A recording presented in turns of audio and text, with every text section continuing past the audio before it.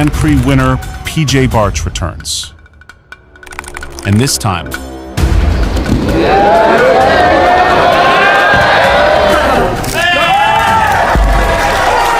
welterweight champion Mateusz Szczecinski is waiting.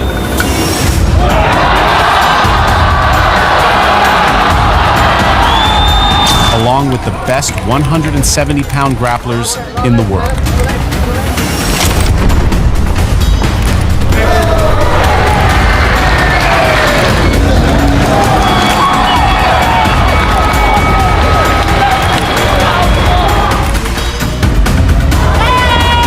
Also featuring Superfight, Sarah Galvao versus Zara Di Tofano for the bantamweight title. The Polaris 38 Grand Prix live on Flow Grappling.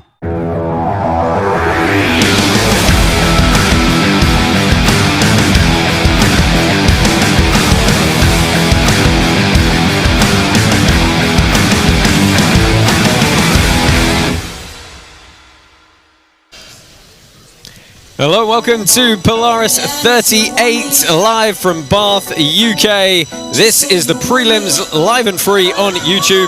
Josh Palmer, Tom Halpin and Tom Barlow on the call for you today. Gents, back in the UK for this one, back in Bath. Looking forward to a great night of action. We've got a fantastic main card coming up later. Yeah, I mean, there's some great grapplers in there, and I think some really exciting matches that they've put together, particularly even in the first round. Some guys that we might thought come up in the later stages. So it's going to be really cool to actually get to see some of the fights that we want to see. Yeah, but before we get to all that action, we have got some great preliminary bouts, as always, for you to enjoy. Here's what we're going to see coming up. Some good up-and-comers, some people we've seen a few times before. Prelims are always a lot of fun here on Polaris, aren't they? Yeah, definitely. It's a lot of people trying to make their name, trying to have some breakout performances, and we've seen throughout the last shows some really exciting submissions on the prelims, and some people there that could hold their own on some of the main cards as well. So I'm looking to see, are there any breakout stars today? Well, that's always the thing, isn't it? You know, most of the people we see getting a chance on the main card is because they've come here, they've done it on the prelims, they've put up a good performance, and tonight they also get the benefit of fighting for £1,000 from our sponsors, Warrior, for the Warrior of the Night on the preliminary card. So the main card later, we're going to find out who wins that bonus. But let's go ahead and get these matches started. For the first time tonight, this is your MC, Mr. Michael Vale.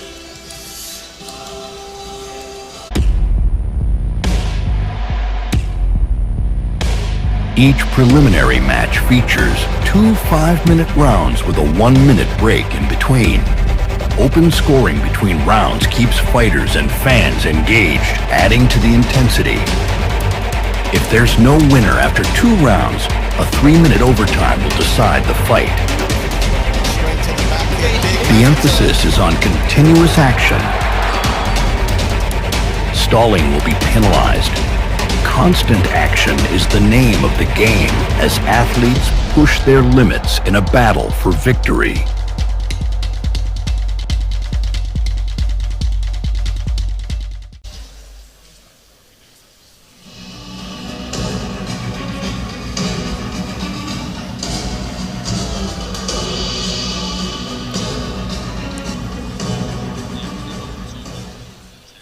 Ladies and gentlemen, good afternoon and welcome to the Bath University Sports Village here in the United Kingdom, where we present to you Polaris 38. So now let's get the action started and welcome our first fighter out of the blue corner, Danilo Rodrigues. So 2 young guys here in our opening preliminary bout. First up, 17-year-old Danilo Rodrigues, originally from Rio de Janeiro, but he makes his home now in Swindon. Been training for over 10 years at 17 years old already. It gets exhausting hearing that quite a lot, doesn't it? Yeah, I think it's going to be something that we keep seeing more and more as these young kids who started, you know, when Jiu-Jitsu really got popular in the UK and start to become into the adults. We've actually got somebody later on the card, actually Bendle, she's like 26 now, and she's been. And now let's welcome his opponent fighting out of the red corner, Rhys Richardson.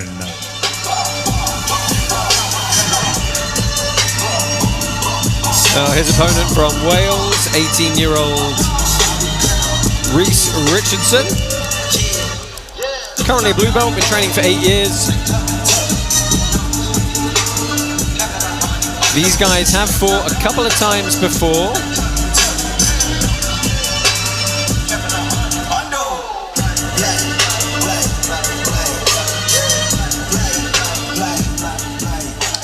Let's get the action started. Our first bout is in the welterweight division. Introducing first, fighting out of the blue corner. He stands 6 feet tall, official weight 81.2 kilos. Representing Gracie Swindon from Brazil. Introducing Danilo Rodrigues. And also welcome his opponent, fighting out of the red corner. He stands 5 feet 8 inches tall, official weight 81.5 kilos. Representing Perry Grappling Academy from Wales, Rhys Richardson.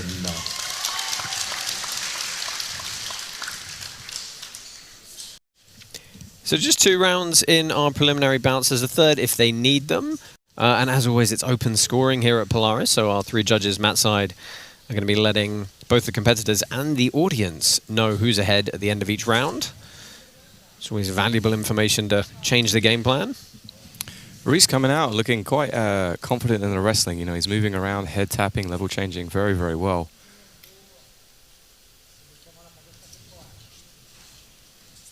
Both guys training a fair bit of time for people that are that young. I'm curious to see what type of game they can have or who can impose their game on the other. Oh, big strip to the 2-on-1 there, but not able to hold on to it.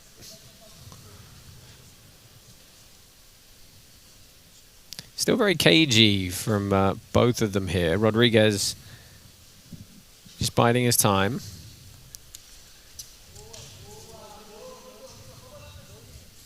Nice knee tap. Great takedown from Danilo. Good patience as well. First match of the night sometimes can be difficult in terms of nerves, but he seems to be very calm. Yeah, it's kind of an old school setup, right? Like hook the leg, pick up the single. None of that fancy new school wrestling. Yeah. Now settled here in close guard. Looks like Rhys is trying a wrist lock on the inside there.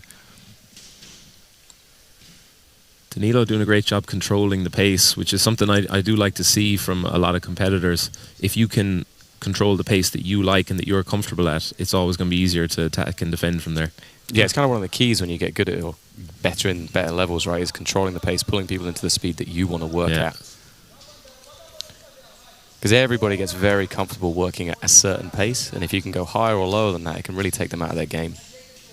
It's a good little scramble there, but they end up back on the feet.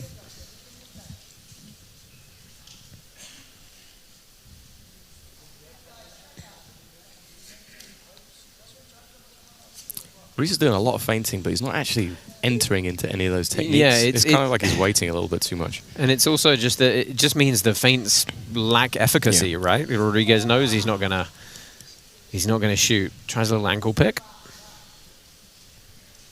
Yeah, I mean, all of this movement is good. Like, it keeps guessing, but if there's nothing ever behind it, it doesn't really do anything after a while.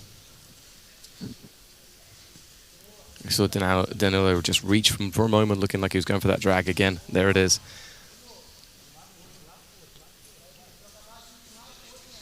About the halfway point of the first round here. And it's Rodrigues probably in control from the takedown. Needs to be careful of the guillotine now. He must be looking to counter from the standing.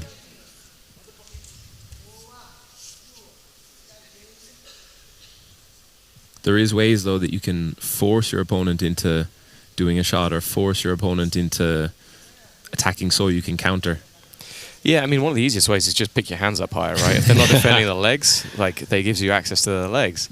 But neither one's really doing that necessarily, so you're going to be more reluctant to shoot. They're both playing the counter game at the moment, really. I'm personally a big fan of letting somebody get like a high collar tie and letting them pull me forward so I can shoot for doubles and stuff like that.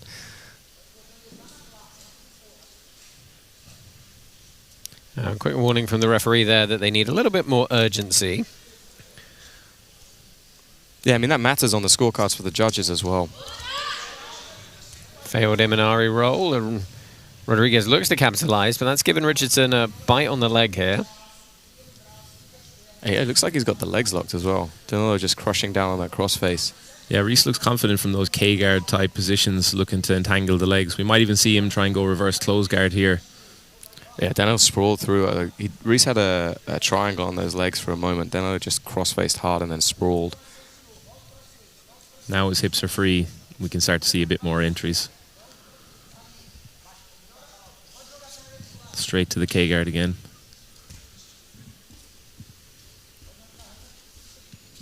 Forcing some scrambling from Rodrigues, but not getting deep on anything as of yet. Final 30 seconds. Nice urgent defense from Danilo there. You can see he just wants no business dealing with those leg entanglements and just pulling out of it straight away. Yeah, stop them really early in the sequence. He does seem to be pushing the pace a little bit more as well, which in like this round are kind of close, I would say. It can make a big difference. You know, he's the one who's very much entering into those shots. Yeah, so I think on balance that the judges will be leaning towards Rodrigues just for the cleaner executions. Oh, good tie at the end, but perhaps too little, too late. We'll see which way the judge is going to go as the first 5 minutes ends. Yeah, we were talking about this earlier in the green room, and how just being in a leg locking position doesn't necessarily mean you to get the advantage, because it's really just a position until you start exposing the heel. So even though Rhys did get into that kind of inside Sangaku position, he didn't really ever get anywhere from it, you know. Yeah. And Danilo's the one who is putting him on his back more consistently. He's the one controlling where the fight takes place. Yeah. His coaches at Parry Grappling Academy trying to give him some advice. What do you think he needs Winner to of do round differently number going into one, the second Danilo round? Rodrigues. As we do hear the announcement that Rodrigues takes the first period. I think he just has to be more active. Like he seemed to have some good connections from his leg locking game, but he's not really doing anything to get there. Just needs to pull the trigger, I think. Yeah.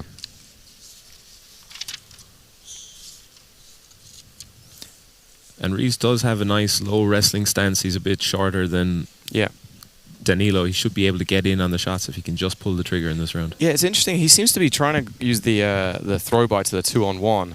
But then he's very low down, so I don't know why he's not shooting in on towards the legs. You know, it's kind of almost like he's in the position to do one.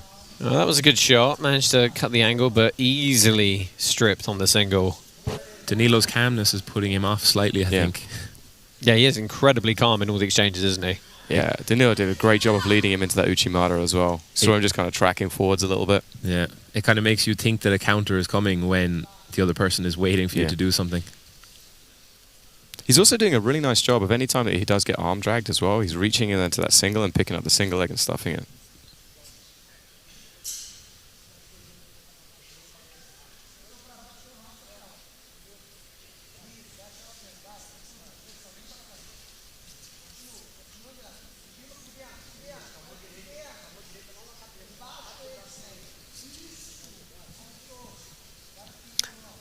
Still a little cagey on the feet from both of them. Tries the arm drag to the trip and can't quite run over on the knee tap as well. Yeah, he's a little more insistent on it though, which was nice. He didn't just back out straight away.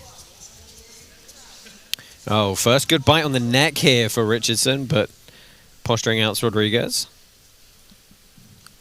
These short rounds as well, there's not as much of a concern about getting tired compared to a 10-minute round, for example. There certainly shouldn't be. Yeah. Like, I can understand more in a longer 10-minute match, slow the pace down, try and feel out your opponent. But in these short rounds where you can easily lose a round by 1 or 2 moments going like against you. So I'm curious they don't push the pace a little bit more. And a guard jump from Rodrigues here. First time we've seen that. Yeah, Rhys has to be careful. He's kind of hovering over the top of Danilo. He's done a better job of dropping down to that knee now to get his posture back. But we know how tricky it is to break closed guard open in no-gi, and this is going to suck more time off the clock with Rodrigues already a round up. He does need to win this round, though, because if he doesn't win the round, then they're going to that overtime.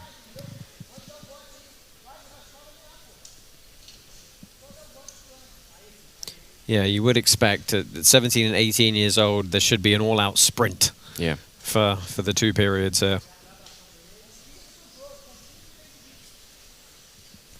Rhys, again, just a bit overcautious with some of the grips Danilo's doing. He's over-respecting a lot of the grips instead of just standing up, imposing his game and getting to work. Yeah, I'm not sure how he's trying to break out of this closed guard. Like a kind of an old-school break, but it's not super effective. No, and actually kind of makes it easier for Danilo as well. I think standing up really is the way to go. Yeah. I remember Marcelo Garcia always talking about back in the day, he would rather just stand up instantly, and if he gets swept to mount, he gets swept to mount, but he doesn't want to spend more than 2 seconds in the closed guard ever. I mean, it's the way, right? Like, you stand up, you know they're going to probably try and enter into your legs, you high step out, and then you're back to like a neutral position. And here we are now. Can Rhys take advantage of this? Yeah, I mean, I'd say that Danilo needs to do something, though, as well. He's not done a lot in this match. He jumped guard, so brought it to the ground, but he's not done much else. Yeah, he looked like he was originally trying to hit Peist up for a, nice little glide over there. Forces the scramble and looking to wrestle up Rodrigues. Yeah, I can't stick to it, though. Danilo jumping again. He should immediately start to attack, you know, use this waiter position. Yeah, there you go. Push over the knee. I feel like sometimes you can get into close guard and you just feel safe and you don't want to open up the position too much. Yeah, instead of getting a grip you like and then putting that to use straight away. I mean, Rhys did a good job of gliding over the top, as Josh said, and getting in pretty deep on the pass, in all honesty, so it might be a little bit more tentative. Yeah, this is certainly going to be a very close round on the scorecards, and you do, as we get towards the last 30 seconds, feel like Richardson is initiating more of the work. Yeah, he seems to be the more active of the two. Even on the bottom, he was putting those K-guard attacks together and threatening something at least. Big angle cut here from Rodrigues. This is more like it from Danilo. He needs just a really solid attack here, and I think he can steal the round. But he needs to be very aggressive with it if he's going to do it. He looked momentarily trying for kind of a sweep here. Well, time's going to expire with some attempted off balances from the bottom. It's going to be a close one. Then we may, for the first time in our first match tonight, be going to an overtime period. Let's take a look at some of the moments from that round. I mean, that was the initial kind of shot from Danilo. He was really trying to push through on that, but just couldn't quite get the takedown. And then he decided to start playing guard, which I actually quite liked his attack. No gi close guard can be a tricky one. It's more of a staging position compared to the gi, where there's a lot more options then. Ladies and gentlemen, we go to the judges' scorecards, and they see it for your winner. In the blue corner, Danilo Rodrigues. Well, it was 2 rounds to Rodrigues in the end. Definitely a much closer second round, though, guys. Yeah, very much so. I think it was using the close guard, you know, putting Rhys into the position that he wanted to be in that kind of clinched it for him. That was kind of the theme that got him the win, I think, was just controlling where the fight was taking place, whether it's on top with the takedowns or on bottom by jumping to the close guard. And I think Rhys just waited a little bit too long in a lot of the different moments of the matches. Very impressed with how calm he was throughout, though. Really staying composed for the full duration of that match. Congratulations to Danilo Rodrigues. First match in the books. Quick ad break. Join us again in just a couple of moments.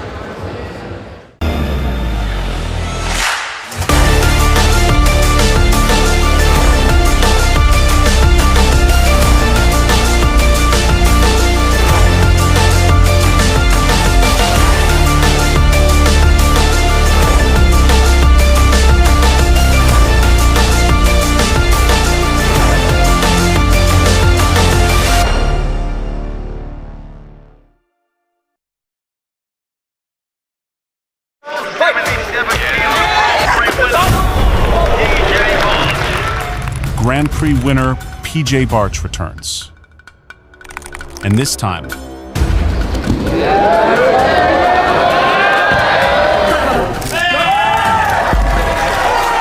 welterweight champion Mateusz Szczecinski is waiting.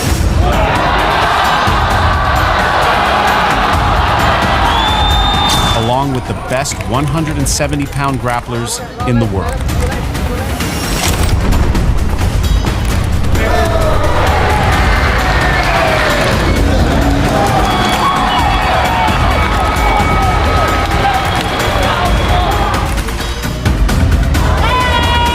Also featuring Super Fight, Sarah Galvao versus Zara Di Tofano for the Bantamweight title. The Polaris 38 Grand Prix live on Flow Grappling.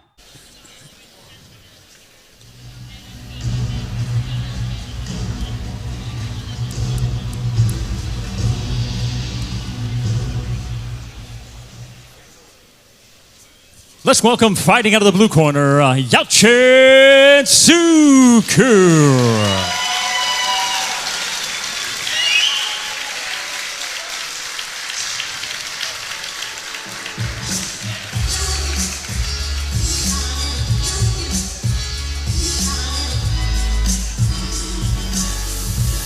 So first the mat in this second prelim, Yalcin Sucu.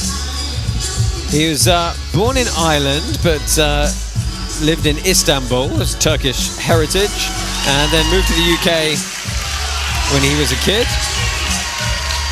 Full-time BJJ coach at Hodger Gracie Bristol.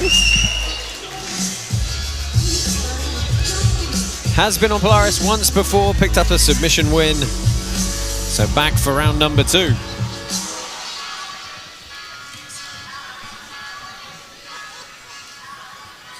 And now let's welcome, fighting out of the red corner, Thomas Clifford.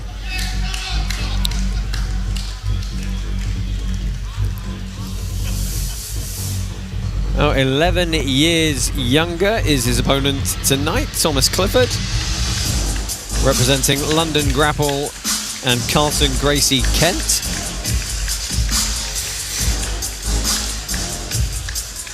Lots of good purple belt medals, things like the London Open, the Madrid Open, but has had one win here on Polaris before, back at Polaris 33, picked up a decision there.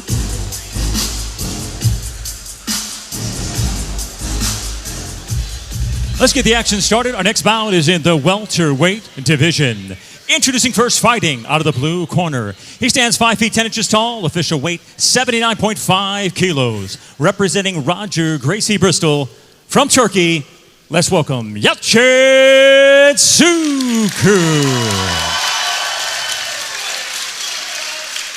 And now let's welcome his opponent, fighting out of the red corner. He stands 6 feet 1 inches tall, official weight 78.9 kilos. Representing London Grapple and Carson Gracie Kent. From the United Kingdom, Thomas Clifford.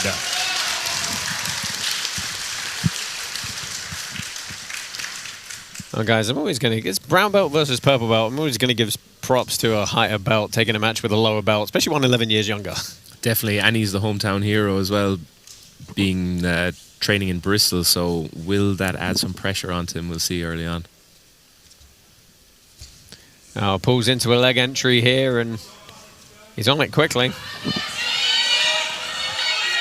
Tom defending nice and calmly. Needs to deal with this urgently, though, and put some weight on that foot. Here we go. Needs to get that weight back on the foot that's being attacked.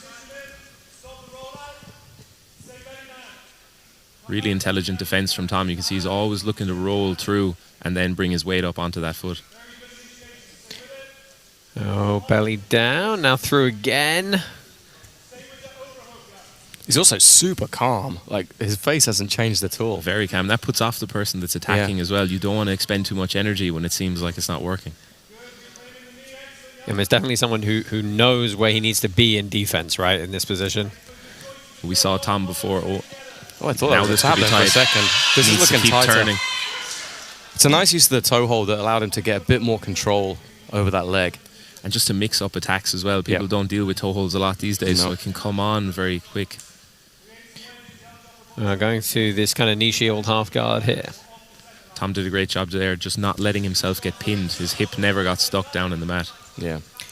Nice little attempt at a pass as well. Just couldn't quite stabilize the position. There's one of those whole sequences where if there had been a quicker pass here or a deeper attempt at a pass, it really would have swung the momentum, and it perhaps could, because he, it was a good bite from Yalcin for an extended period, and he's got to be thinking, oh, blimey, that was a good shot that's not gone my way. Definitely, and if there's a time for Tom to attack, it's now. Don't stop attacking, because that's not just tiring for Yalcin, but it's also a little bit demoralizing, putting a lot of effort and energy into a couple of attacks there. Yeah, Yalcin seems quite like a little bit frantic in his movements on bottom. Like he's expending quite a lot of energy to prevent these passes. Yeah, and really Tom from on top isn't putting as much effort into what he's doing. In Tom's last match on Polaris, it was him and his opponent were dressed almost identically. And they were just rolling non-stop, twisting, turning, berimbolos, top to bottom. It was hard to make out who was who. So we know that Tom has that style where he can keep the pace nice and high for the whole match. Well, forcing a lot of reaction on the bottom here from Sucu. Very nice leg work that he's using to get around this guard.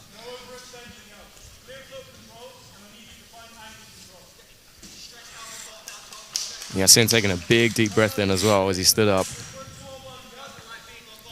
I mean, he kind of did all the right things on top there, right? He kept moving, he kept forcing the guard retention, he was moving laterally all the time, just forcing a lot of energy expenditure.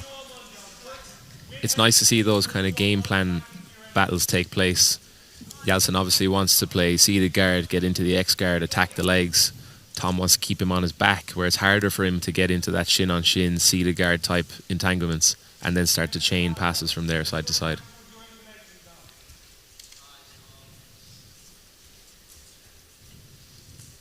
It looks like, I thought he was setting up a flying triangle, and he's gone straight to the arm instead. Yeah, got a great angle on that guard jump. Yeah, and he's got a good position. Needs to get deeper with that arm, needs to go elbow deep through here to control the arm. Yeah, Yalcin's pushed back down and towards it, which is not necessarily the best thing for him. Tom's trying to spin out underneath now. It's a good position for him, but like you said, didn't have that elbow deep grip. But it was, as far as, again, we're going to talk about judging a lot tonight, and it was a very good attack that forced considerable defense. Definitely. Yeah. Do you think that would be a deeper attack than any of the leg locking attacks that we saw earlier from Yalcin? I would say almost on par, probably a little bit less though at the same time. I think the toe hold that we saw from Yalcin might have been the closest thing, and then that would be second closest. Sometimes you can tell by the response the opponent gives, and I definitely think the toe hold seemed like it got a stronger response early on in the match. He's setting it up again, like he's using that overwrap and then pinning the hand to the chest to jump up. You see him do it there. Here we go. That first attempt was very good, just didn't get elbow deep. It seems like a small difference, but it really attaches their arm to your body then. Instead of pulling with only your arms, you're pulling with your whole body. Nice little inversion underneath from Tom, though. And now you can use this to come up on top and immediately around to the opposite side to pass. Yeah, so good sweep, straight into the pass attempt. 15 seconds left here. If he completes a pass, that could give him the round.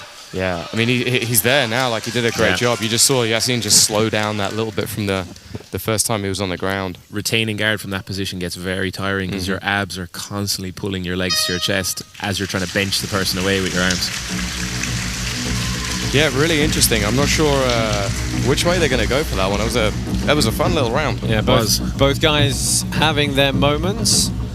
Let's take a look back at some of the replays from this first round, and this was the early leg entanglement, which was right at the start of the match.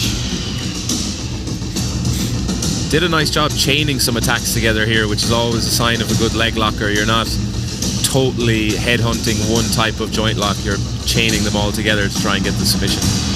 And this was the guard pull into the armbar, getting very, very deep.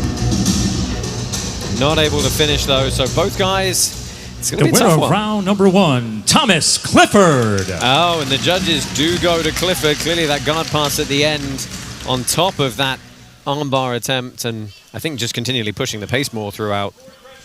I think so. He dominated more of the exchanges, I would say, compared to Yalcin. Yeah, I feel like he was in control for probably, 4/5 of that round. You see him faking the jump there as well.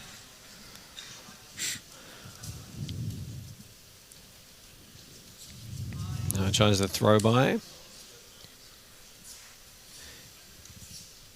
Yalcin pulled very quickly at the start of the first round into a leg lock. Hasn't tried to since, and he's big 2-on-1 here. Yeah, it did a nice try to just throw the other armbind into the double, but Hussain saw that. Nice old school arm drag to the single leg again. And runs through for the takedown, and definitely seems a little bit of fatigue from the blue corner now. This is where the efficiency kicks in. It's just a better strategy overall to win more of your matches. If you can stay nice and efficient with your technique the whole way through the match, you don't really run into these problems the same way. Yeah, just under 4 minutes left. A very firm side control here, looking to pass across to Mount. Yeah, he's stapling the legs. I can't remember. The kids call this the power ride, I think, something along those lines. But it's a really uncomfortable position where it twists your partner's spine, makes it very difficult for them to retain guard or recover guard. I wonder what type of strategy Yalcin will use now. Will he hold on and go more defensive mode, shell up and try not get submitted, or will he risk being submitted and try and fight back for maybe one or two more? You can just see the zip has gone out of the defense now. Yeah. Yeah, he's kind of accepting it. We often see this in matches. There's a turning point where someone just gets that little bit ahead and then the other person really takes over. And you've got a really good example in this match. Clifford smothering the face immediately there and smiling as he does so. Sometimes that low battery mode as well is almost to save a little bit so you don't get submitted. You know, don't fully empty the gas tank, because then you probably will get submitted quite soon after it. Yeah. Great entry into the knee slide there with the underhook for Thomas and immediately shutting that down. Yeah, and he's just going to peel the leg off and repass again here, marching that far side underhook up high. Surprised he's like, for me personally, I'd be putting a ton more pressure down on Yalcin. Like, I would be really trying to smother him and make him uncomfortable and sap his gas tank even further. I wonder, does losing the round as well play into feeling a little bit more tired? Potentially. I think, you know, that initial really good section that he had and then throwing up all those leg locks and not really getting anything off it, that can be quite demoralizing. Because being successful or your moves being landed or pulled off when you're doing well, it kind of takes away a bit of the tiredness that you're experiencing. But then when things aren't going your way or you're down around... Yeah, everything just seems like it takes so much more effort. Yes. Yeah, I mean, Tommy's just dancing around him now, like really in control. Well, immediately big chest on the to neck. the back. Naked choke. He's in under the neck, and he gets the submission. There you go. That was certainly fatigue and just kind of momentum shift. Good work from Thomas Clifford. Picks up his second win here. This time his first by submission. Let's take a look at the takedown and then probably the finish, I'm sure. Yeah, I mean, that was like classic arm drag into single leg, right? We were talking about Marcelo Garcia earlier. It's basically his game. And Tommy did a great job of just controlling the pace. And then this entry was beautiful. Already had the arm around the neck as he chair sat across. And the finish happened almost immediately. Taking the back and putting the choke on at the same time. Yep. So hard to defend both things in one. Yeah. Ladies and gentlemen, your winner by tap out due to a rear naked choke, Thomas Clifford. Well, congratulations to Thomas Clifford. 2-0 on Polaris. Commiserations to Yalcin Sucu. So much more action from the prelims here at Polaris coming up. And don't forget, we are going live a little bit later on Flow Grappling for our main card, that Polaris welterweight Grand Prix bracket with the best in the world. Of course, our bantamweight women's title fight as well. Lots more action to come. Stay with us here from Bath.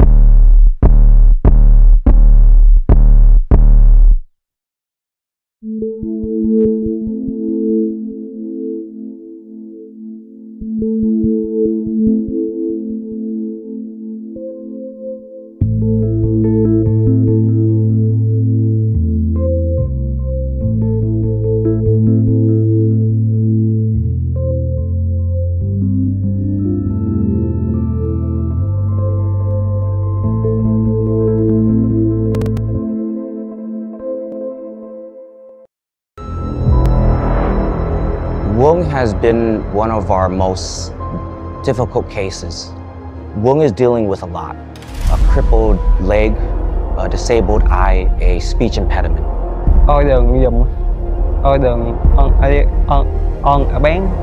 One problem could be enough, but with Wung, he has multiple. With jiu-jitsu and all the things that they can achieve their dreams. Thôi một cái đường mới.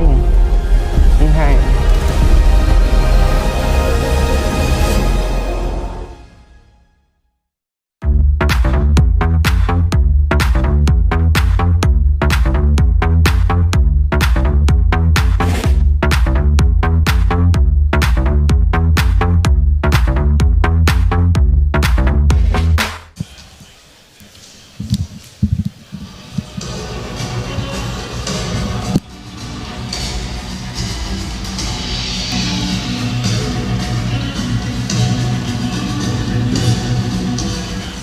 Let's welcome, fighting out of the blue corner, Asim Hussain.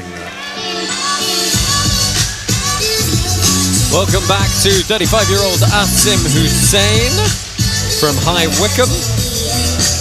Seen him once before, a couple of events ago, down in Croydon.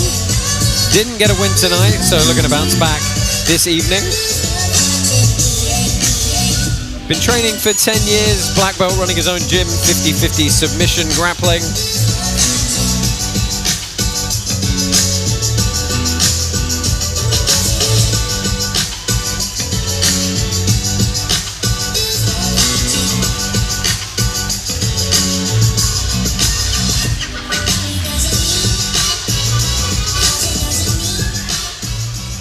And now let's welcome, fighting out of the red corner, Gavin Stewart.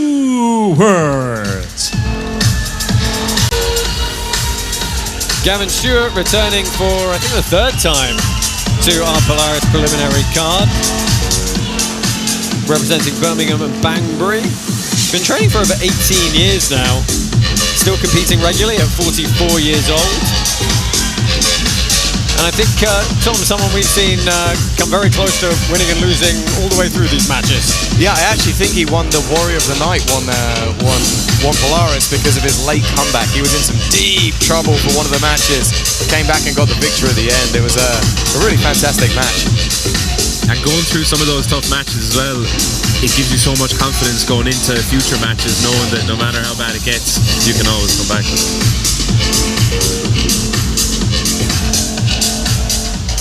Let's get the action started. Our next bout is in the welterweight division. Introducing first, fighting out of the blue corner. He stands 5 feet 6 inches tall, official weight 75 kilos. Representing submission, grappling, and Aswa Jiu-Jitsu from Palestine, let's welcome Asim Hussain.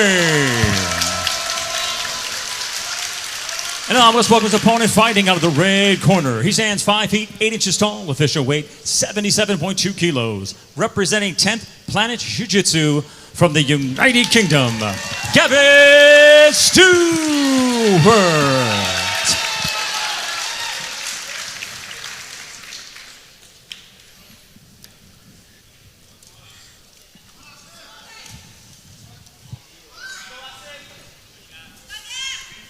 Quick guard pull from Hussain here. Makes a connection, gets to his back, looking to go to work behind that elbow quickly. Yeah, if I remember correctly, he had some very nice leg entries. Did a really good job in his last match. He also looks considerably smaller than Gavin, despite only a 2 kilo difference. Yeah, a couple of kilos, but not a huge amount. Offsets the 10-year age advantage. Right. Maybe. Yeah, 44 years old is Stewart. Still competing very regularly. Actually said he's coming off a gold at Naga. Feels great, but starting to feel old. Some solid passing there on top.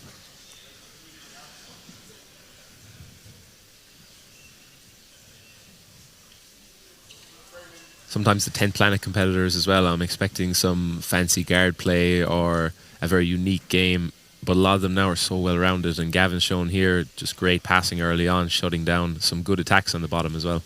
Yeah, I mean, they're a bunch more typical gym now than certainly when they were outliers and stylistically in the early days. Yeah, I think PJ Barch, who we'll see later, is a good example of that. Very wrestling heavy, great leg locks. Super well-rounded. Yeah.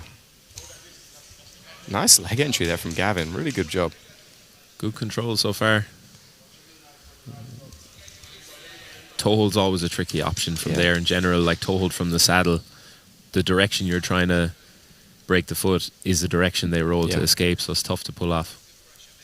Now, this fight is brought to you by Venom, the biggest brand in combat sports.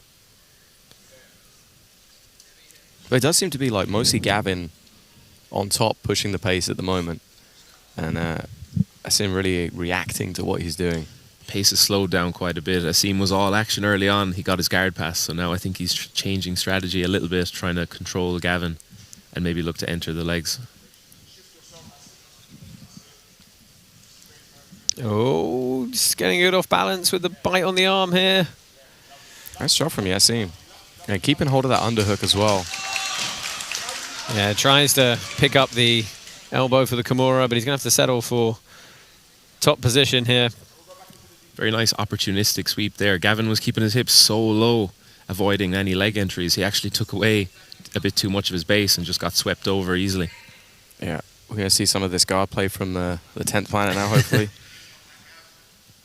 We have seen Gavin use some of the very traditional 10th planet stuff. I remember we seeing him in lockdown.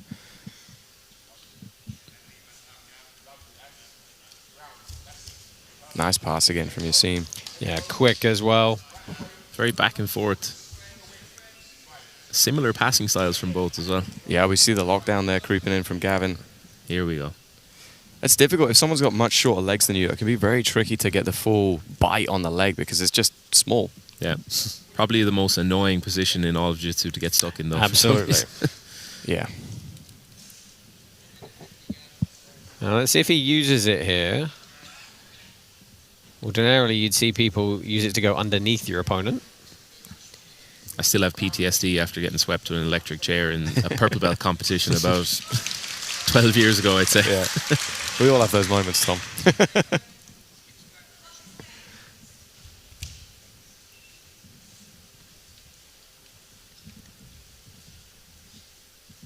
It's a pretty close round again. Yeah, it is. Guys, how do we have this discussion a lot. How do we feel about passing on the knees versus standing to pass here? Do you think he's just weary of the leg entries? Or? Yeah, I think it's going to be super hard to pass on the knees, in all honesty. Like, you're not mobile in that position. You need to be at least up on your toes in some kind of bear crawl. Yeah, the flat-footed is a dead giveaway. Yeah. Normally you see heavier people using that a lot more. It's harder to get underneath them. It's harder to budge them, so they kind of double down on that attribute. Yeah. It also means that the person who's on bottom can very easily create distance away from you because you just don't have the same forward pressure. Yeah. It's that trade-off. Do you want to maximize your defense or maximize your attack? Yeah. The answer is probably closer to somewhere in the middle. Yeah, I think under this rule set as well, being so defensive, so heavy on your knees isn't the best option. Yeah.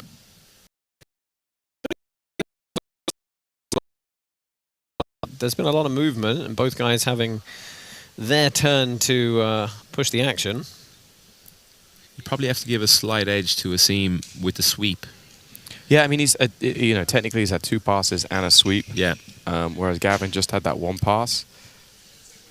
And this last minute, just having a very defensive posture for the last minute doesn't really do you any favors as well. Yeah, having to block some late stage attacks there from Asim Hussain. Does look like Gavin's taking some very big deep breaths after the end of that as well. Let's take a look back at some of the action. I think this was right at the very end of the match. This was the early pass from Yalcin. Did a good job of using that underhook to really force Gavin back to the ground.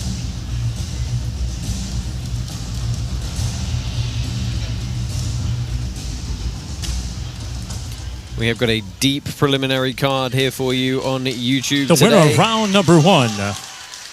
Blue corner, Asim Hussain. Well, Asim Hussain does take it in the first round, so Gavin Stewart is going to have to start pushing the action a bit more here. Can he hit one of his classic comebacks in the second round? He almost knew the guard pull was coming there, and he still wasn't able to quite anticipate it. I mean, this is where we left off at the end of the first round, right? In close guard, Gavin on his knees trying to open it up. I feel like this is one of the times that all the kids should just be selling, yes, just stand up. Very different from the start of the first round. It was all action for the first minute, and then they both got a feel for each other, got their guard passed early on, and now they've seemed to slow down a bit. It almost looks like Gavin's trying to bait the triangle. Like he's reaching back. I've noticed it a couple of times.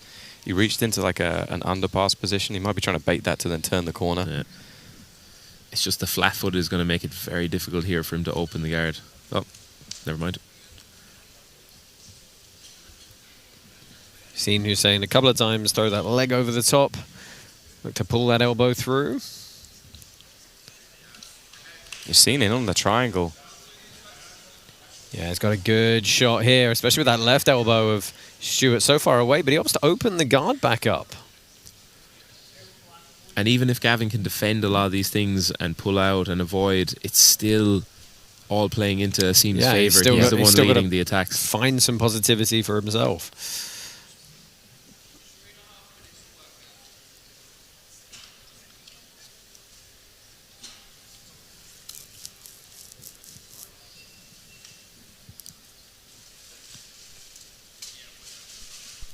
Asim not really making any adjustments to try and get an attack, but it is the onus on him to do it. He won the first round.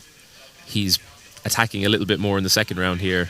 He's had some really good success with that that grip. I think Gavin actually tried to do like a Kimura from like an Americana type move on it, which gave Asim the sweep. Same thing there. He dived underneath and tried to bend the arm. And he's just compromising his base as he does and you're it. just giving top position away. Asim didn't stabilize that time. But again, I don't think that necessarily looks good in the judges' eyes as well. Like we can see from our angle, from the replay, that Gavin was trying to work onto that, like, I don't know, Americana-y type position. But they can't necessarily see that. It looks like he just got swept, or his hips got forced to the ground. You can see he's monitoring that right elbow here. I mean, this is what got him in trouble with the triangle entry before, was that elbow coming a bit too far back.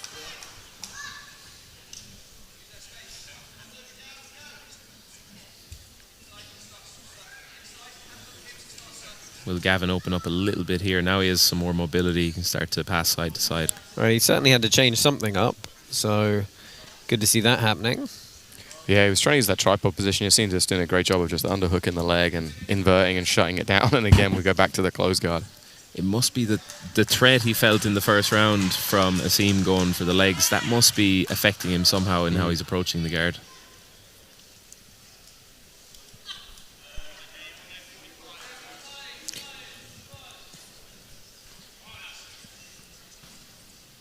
Yeah, again, he's settling into this position on his knees here. We were hoping that change of pace from him would be consistent, but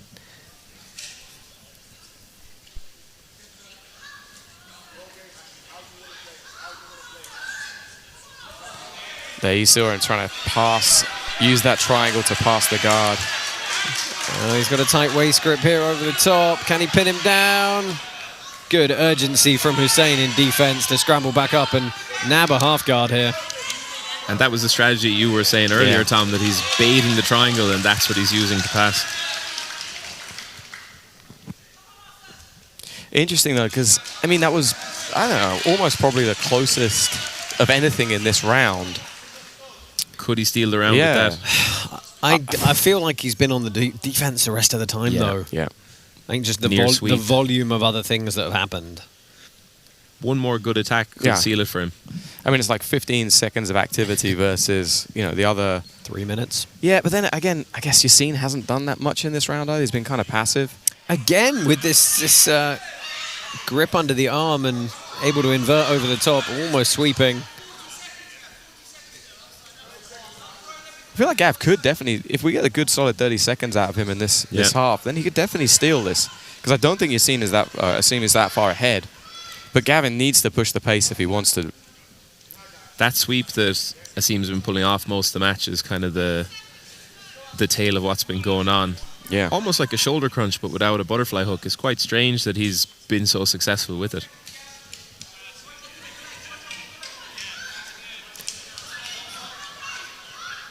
Gav looks like he's trying to go towards the footlock here. Well, a Hail Mary, last second something, but he's not going to get the grips, and Stewart definitely some big breaths at the end of that.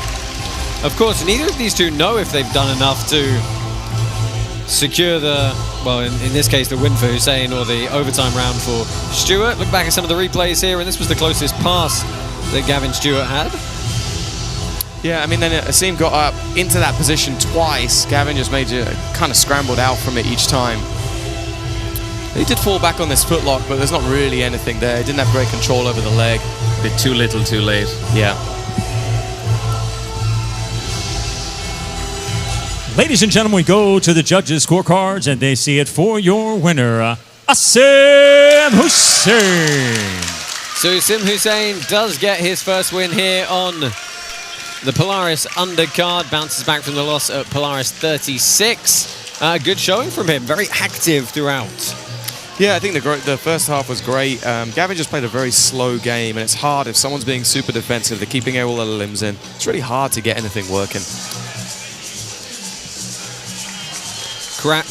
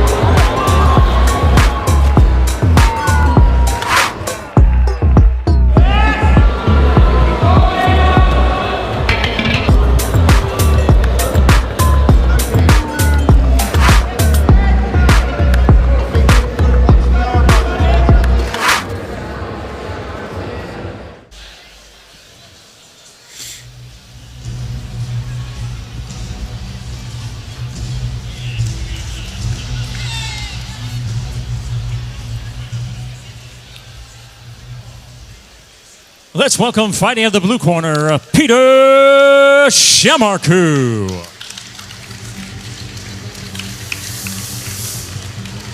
The crowd is starting to fill up fairly heavily here in Bath as we head towards our main card a little bit later. First of the mat in this preliminary bout, Peter Shamarkou, 26 years old, full-time teacher at London Grapple. Have seen him 4 times before on Polaris, bit of a mixed record, but it does mean he's got the experience advantage for this particular environment coming into this one.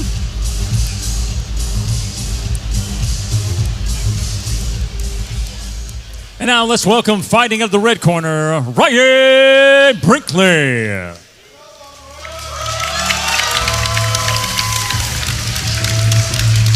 So Ryan Brinkley runs 10th Planet Bath. So very, very local situation for him. Originally got into grappling through watching mixed martial arts. That was about 12 years ago.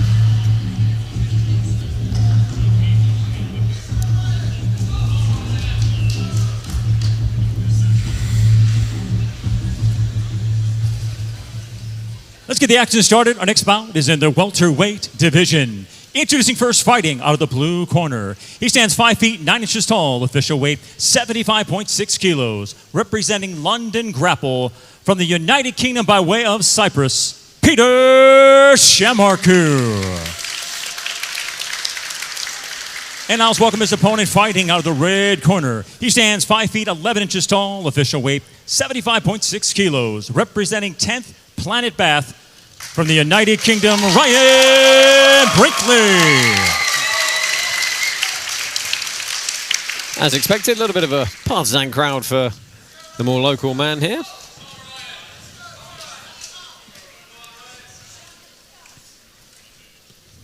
Like I said, we've seen Peter a few times. He has some very, very technical jiu-jitsu. He just kind of struggles with a little bit when it gets a bit more intense, I think, is the best way to think about it. I guess he's going to say feisty. Yeah.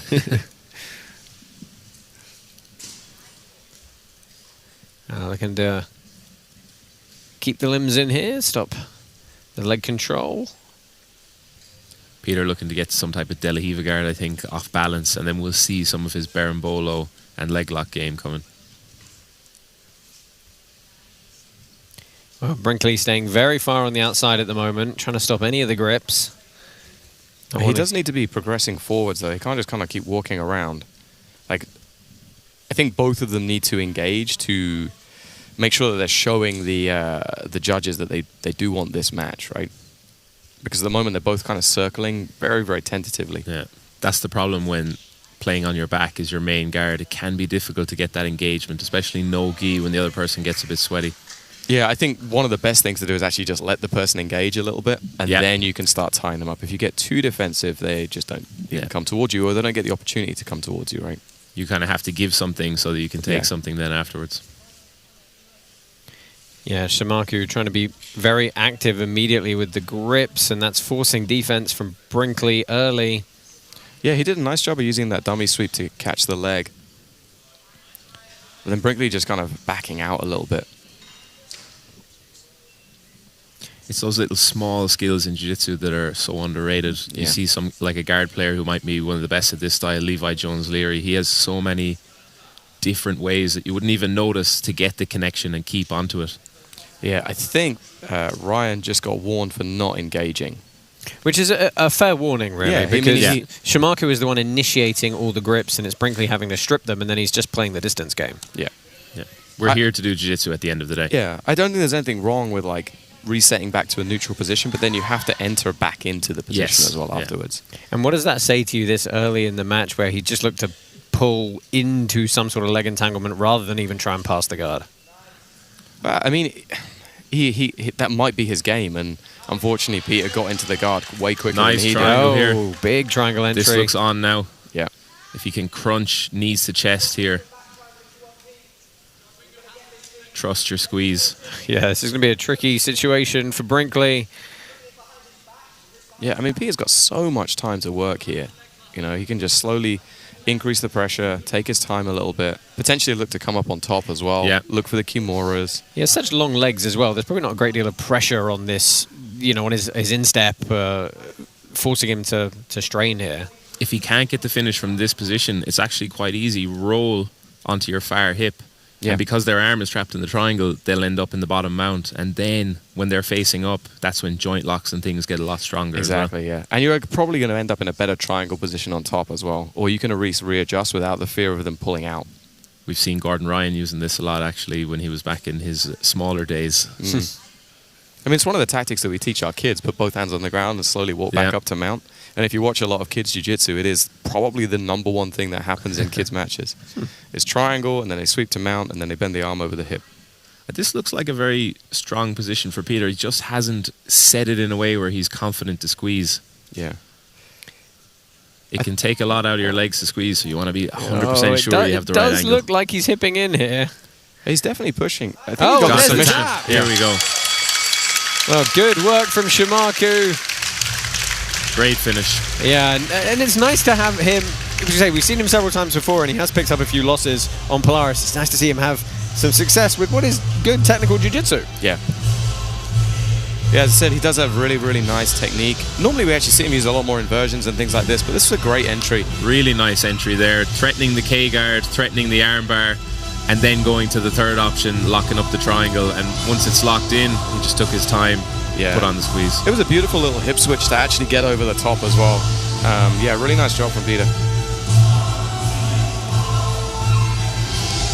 Ladies and gentlemen, your winner by tap out due to a triangle choke, Peter Shamarkou. Congratulations to Peter Shamarkou. 9 more prelim bouts coming your way here from Polaris before we head over to Flow Grappling for our main card, the Polaris 38 welterweight Grand Prix. Lots of big names in that one. Of course, our women's bantamweight belt is back on the line as well. Stay with us here.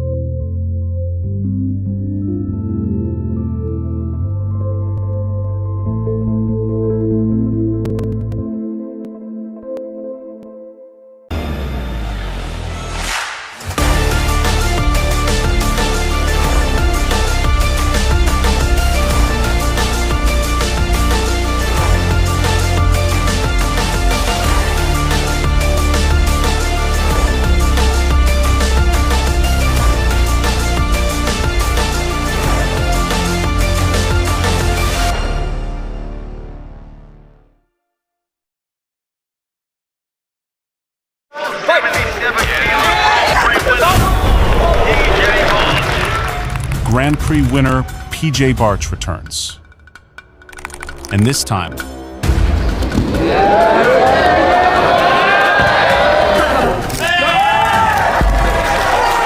welterweight champion Mateusz Szczecinski is waiting.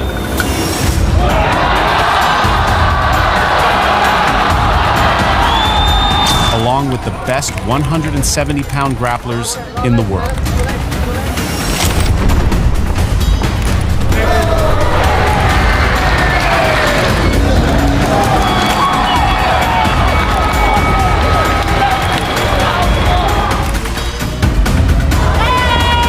Also featuring super fight, Zara Galvão versus Zara Di Tofano for the bantamweight title. The Polaris 38 Grand Prix live on Flow Grappling.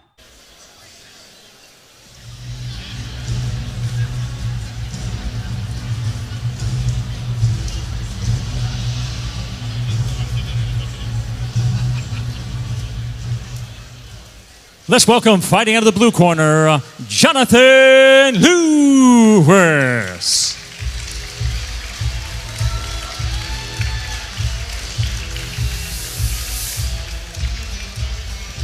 So Jonathan Lewis makes his way to the mat, 26 years old, representing 10th Planet Banbury. His first time with us here on Polaris. Currently a brown belt, been training a touch over 12 years.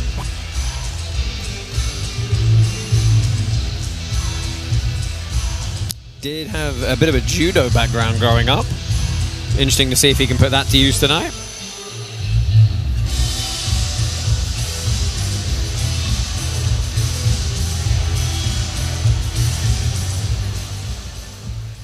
And now let's welcome, fighting out of the red corner, Dylan O'Brien.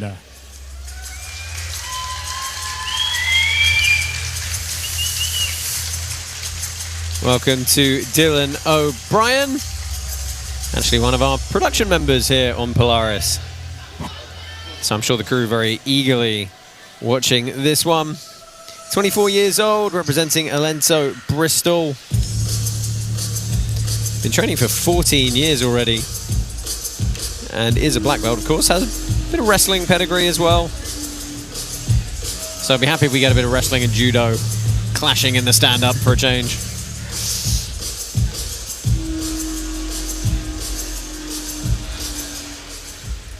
Let's get the action started. Our next bout is in the welterweight division. Introducing first, fighting out of the blue corner. He stands 5 feet 7 inches tall, official weight 71.7 kilos. Representing 10th Planet Jiu-Jitsu Banbury. From the United Kingdom, introducing Jonathan Lewis.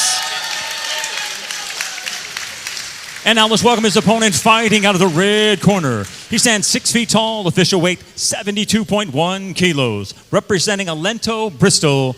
From the United Kingdom, let's welcome Dylan O'Brien.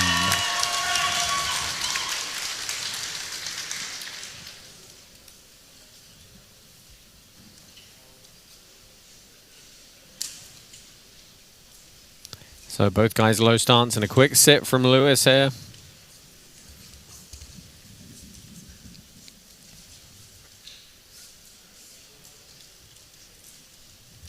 Dylan having some good success putting him on his back straight away. Getting a long way around the sides early, isn't he? Yeah, I mean, it looks like he's got super long limbs compared to Jonathan. It's actually a huge advantage being able to control the person with your arms and keep your legs away at the same time. Well, he's got caught here as he tried to vault over the top. Has the knee free. Yeah, good composed defense.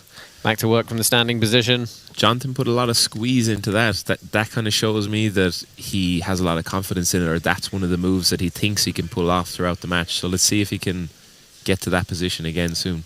Yeah, he seems to be very disciplined with his positioning as well. He's really hiding that inside space well. I mean, he's sitting very upright, wasn't he? Elbows were very tucked in. Yeah. He really didn't want to give up that posture. Very comfortable with knees to chest as well, and then counter-attacking from there. Well, he's got a scoop grip here. Let's see if he can work his way across. Forces the roll. Going counter footlock. This could be over here if Dylan can't keep moving, keep turning. Oh, and he gets the submission. Nice finish. Jonathan Lewis with a quick heel hook submission. And it all came from that same hugging the foot really tight, controlling with the legs, and then putting on the finish. What a great Polaris debut for Jonathan Lewis. Let's take a look at the finish here. Well, this was one of the earlier leg entanglements. Yeah, Dylan defended this one relatively well. Jonathan just did a good job of getting into that K-guard, and then once he got there, he caught the leg and isolated it very well as well. And once you have those legs triangled on the inside, it's very hard to escape. You're trying to peel off the legs at the same time as trying to clear your heels, so it's very hard to do both at the same time. Ladies and gentlemen, your winner by tap out due to a heel hook, Jonathan Lewis. Congratulations to Jonathan Lewis. As you said, guys, just such a good bite and just really a lot of tension very quickly. And that's kind of the game changer with some of those. And a very clear game plan as well. He just wanted that move straight away. You could see that grip that he was using on the heel from the K-guard was setting up a lot of different leg attacks from him, so he was able to get the finish. Well, could that be a contender for our 1,000-pound warrior performance of the night for our preliminary card? It's got to be one of the contenders. It's a good quick submission. Still 8 more bouts to come, though. Lots more action. Live.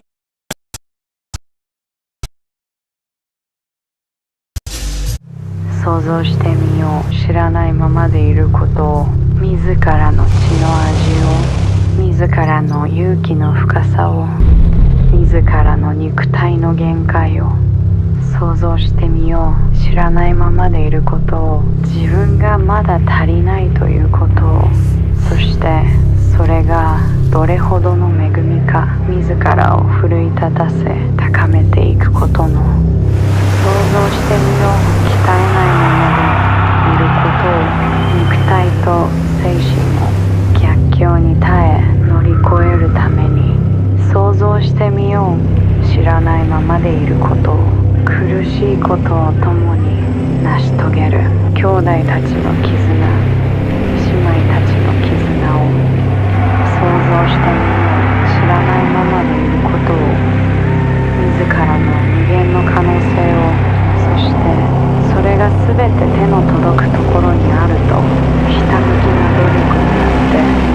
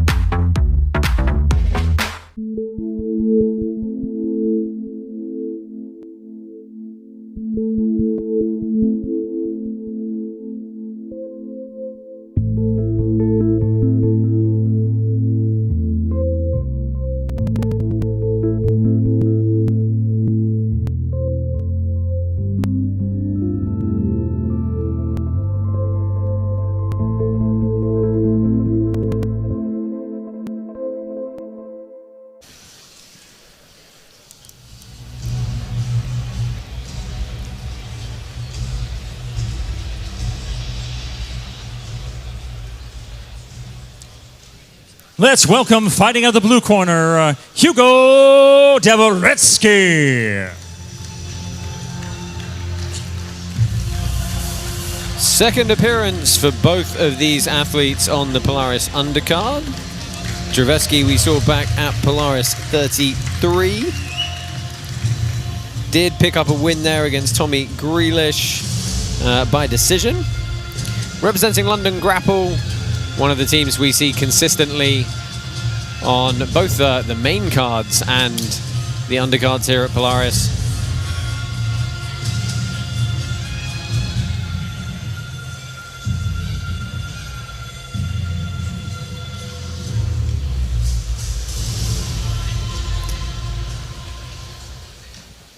And now let's welcome, fighting out of the red corner, Joe Matthews.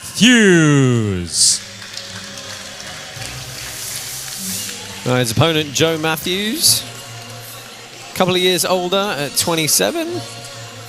Personal trainer and brown belt who's been training jiu-jitsu for 8 years. He's representing Kin Jiu-Jitsu. His only other appearance on Polaris, a decision loss. Tough opponent though for him.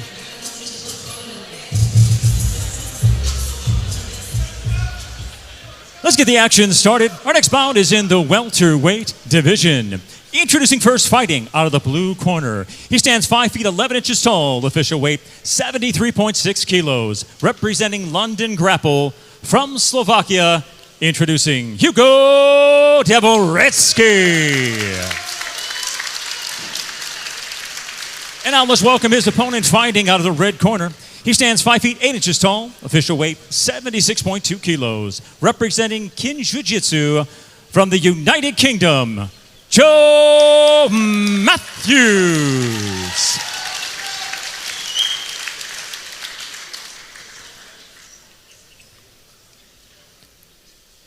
So both men at brown belts currently. Bit of height and reach advantage for Dvorecky.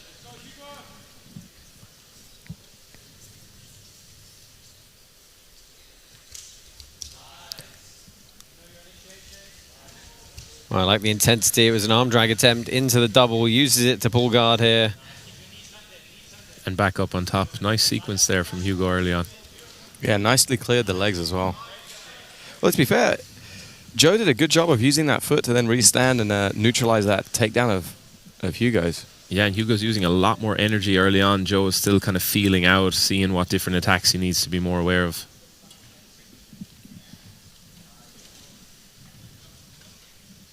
Nice spin under, kiss the dragon. Yeah, Hugo's got some very technical jiu-jitsu. We've seen him a few times on this show. And he always puts on a really beautiful display. You see it there, just switching side to side, inverting underneath the legs. Very nice. Entry here. Yeah, he's got to defend this inside position. He's trying to pass it across. This could get very bad because his legs are triangled inside already. You can see Hugo just trying to avoid that. Yeah, he wants to tie up that far leg, right, and then enter into the... This could be too little too late. Yeah, that's going to be very tight. Hugo needs to keep moving at all costs. Oh, he does. He gets back up, puts some weight on it, and strips the grip. That's impressive defense because that position is extremely tricky when the legs are triangled deep like that. Yeah, it's essentially just in the Z-lock, right? And you know, he made a great job of clearing it. We've seen that so effective on the last squads, for example, where someone's knee got wrecked from the position. I think Joe was a bit overconfident in the finish. He bridged to the side, got the heel, but then to finish, he started turning across his body. Instead of just continue bridge that side, and it makes it very difficult then for Hugo to roll as he did. Thank you to our sponsors, Warrior, low sugar, high protein, ridiculously tasty. Try Warrior Crunch protein bars today. Joe trying to hit this back step entry again into the saddle.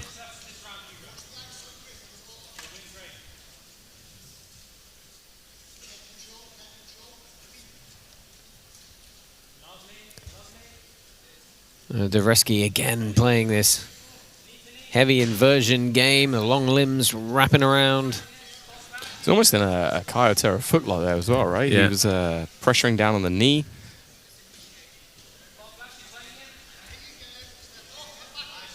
We're only about halfway through this first period. There's been a lot of activity from both guys so far.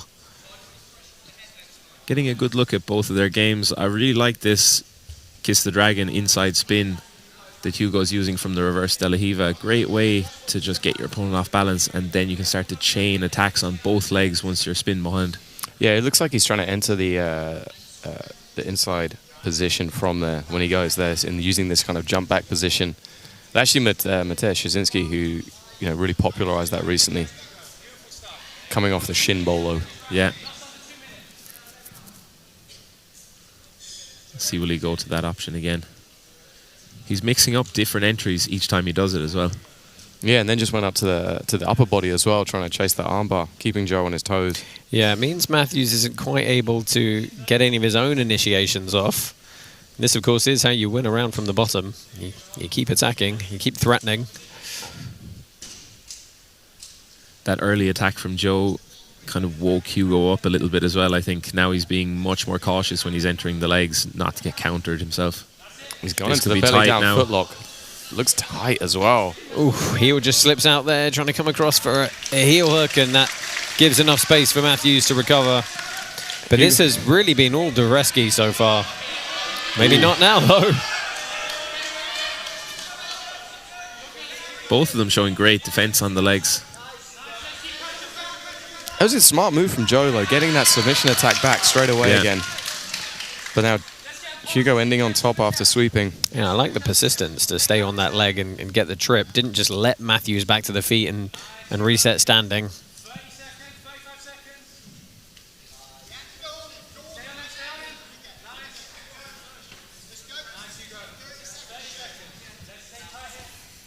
Again, shoots from a long way out, really just with the intention to pull guard. He's got 20 seconds in this round to put another stamp on it. Hugo ready for the back step there. And yeah, nicely jumped in.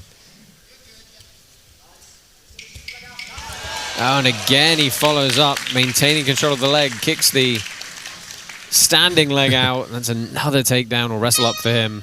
It just looks like he's having a blast as he well. He enjoyed that takedown himself as well. He's having a lot of fun.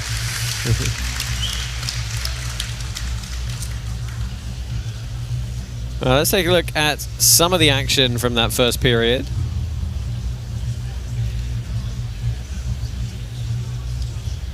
That's really nice chaining of the entries together, right? This was the best submission threat that he had. And it looked relatively close as well. You really forced Joe to defend. Just never got a full control over Joe's leg. Lots of good different entries, though, making Joe defend a lot. A couple of good takedowns thrown in there. Versus Joe probably having the strongest. The winner of round number one, Hugo Dvorecky. Well, Dvorecky is going to take the first period on the judges' scorecards. What do you need to see from Matthews to try and neutralize this game? I think he's trying to insist on that backstep entry because he hit it so well early on in the match, but now Hugo's clued into it a bit. So in the second round, I think his coaches might be advising him, don't go to that as option A. Try and see, can you pass the guard, put some pressure on Hugo, and maybe when he defends the pass, that'll open up the backstep entry. I think Hugo's doing a great job of keeping him on the back foot as well. Like, he's defending all of the time, and that's because Hugo's initiating so much. He's always, the second that he gets into this position, inverts underneath, tries to capture the leg, and Joe needs to get ahead. You know. Yeah, he would benefit perhaps from a tempo change, like rather than taking a beat to reset and allow Dvorecky a chance to think about his next entry, just straight into something with some pressure.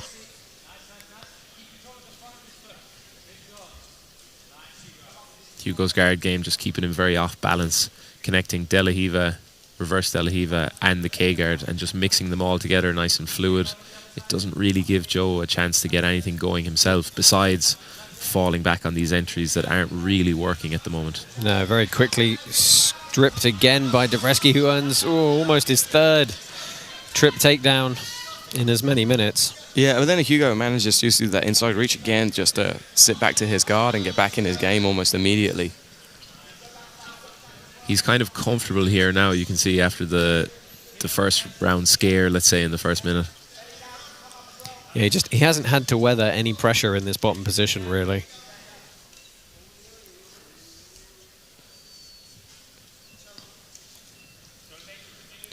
Has cleared the knee here, but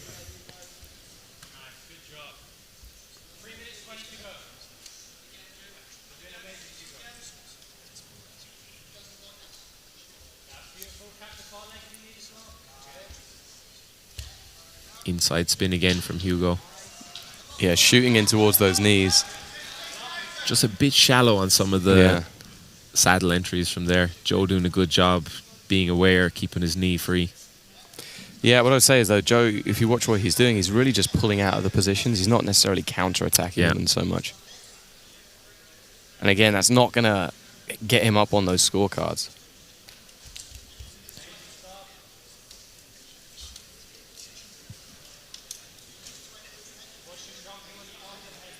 he just doesn't seem to have an immediate solution for the very dexterous legs of Dvorecky.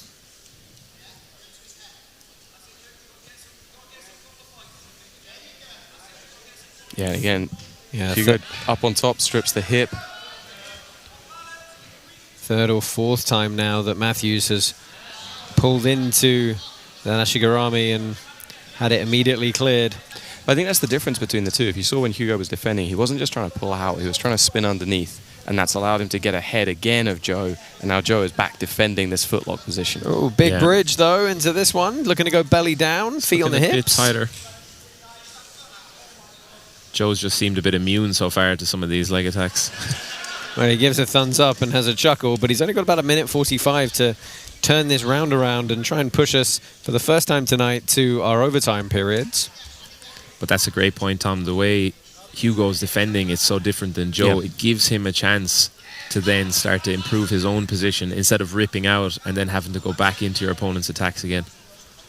Yeah, I mean, Hugo in that kind of situation would be backstepping over, trying to use that wedge bowler, come back under the legs. Joe is pushing down and clearing the foot, re-engaging. Yeah.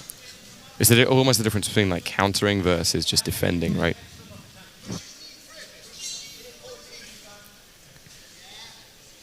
Approaching the final minute here. Some gamesmanship on the throat push.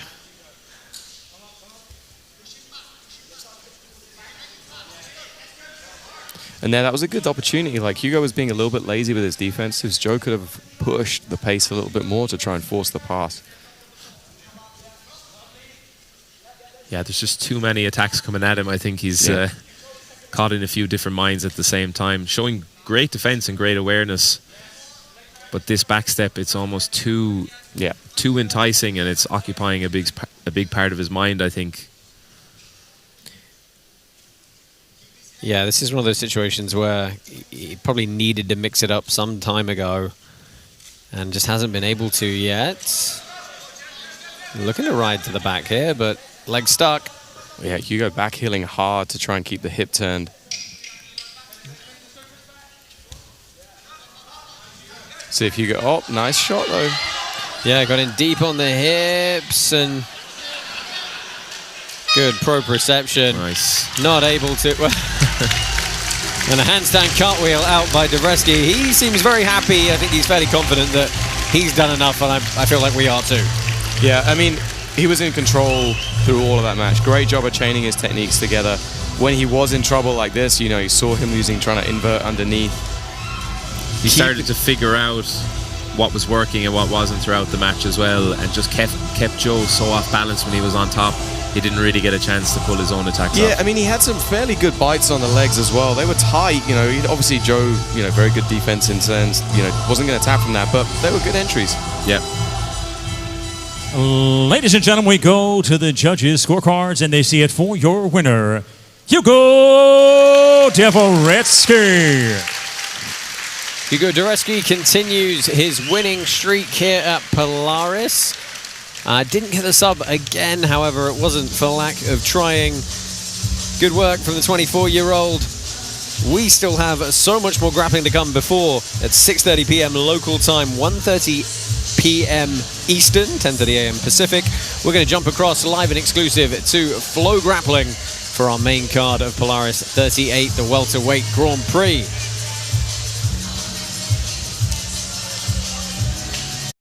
Reorg. This is Reorg. Mission: to support our community of military, emergency services and veterans. Programs: through a 60-day and 365-day fully funded Jiu-Jitsu program.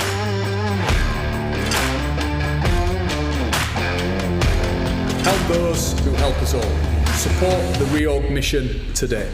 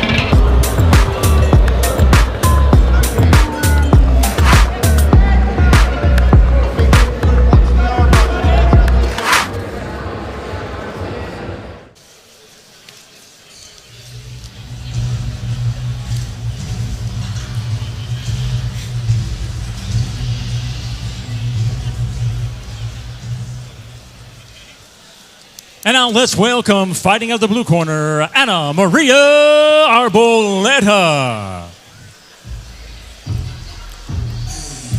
This is the first of our ladies' matches on the prelim here, and it is going to be a good one. Anna Maria Arboleda, originally from Colombia, but making a home in Barcelona currently at 10th Planet Barcelona. She's been training for 9 years, a brown belt. Also an architect with her day job. But we've seen her on Polaris before because she picked up second place in our Polaris contenders in Wales behind Zara Di Tofano, who you're going to see competing tonight in our super fight for the bantamweight belt against Sarah Galvão.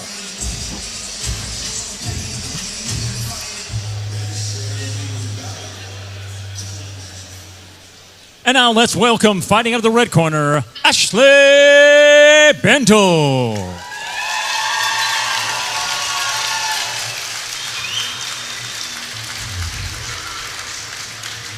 We welcome back for the 5th time, Ashley Bendle.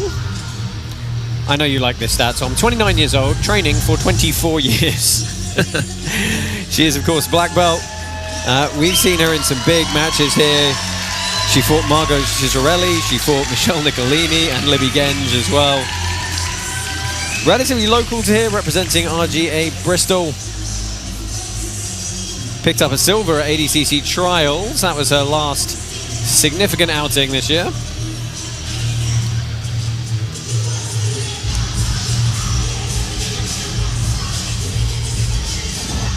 Let's get the action started. Our next bout is in the bantamweight division. Introducing first, fighting out of the blue corner. She stands 5 feet 4 inches tall, official weight 57.5 kilos. Representing 10th Planet Barcelona, from Spain by way of Colombia, let's welcome Ana Maria Arboleda.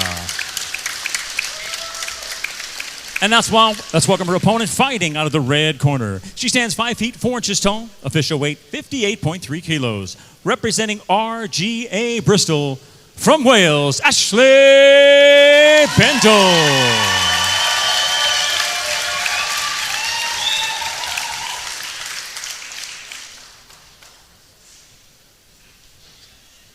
Yeah, I was talking to Ashley earlier, and she said something like she'd been competing for 22 years or 24 years or something insane. Well, we are expecting a very good competitive match from these two young women. Yeah, it's also very cool to see the Polaris PSG format coming through now. We're starting to see some of the people who are going into those competitions coming to the main card. You know, we've seen it a couple of times with different super fight matches, and now we've got them filtering through into the undercard too. Yeah, we of course have 2 of those competitors who won our Polaris contenders up tonight. Sebastian Patyk is in our men's welterweight Grand Prix. And as we mentioned, Zara Di Tofano gets her shot at the bantamweight belt. So a little cagey on the feet here through the first minute.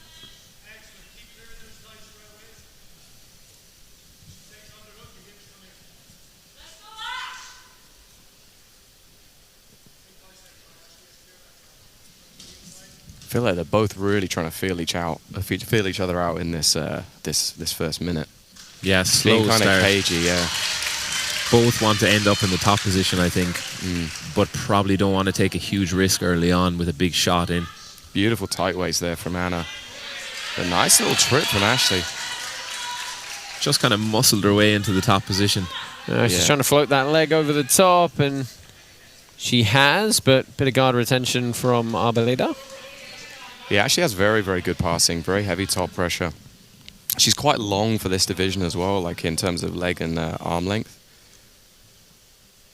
Yeah, she's going to be looking to get to the knee slide position as soon as she can. That's definitely her main spot to attack and pass the guard.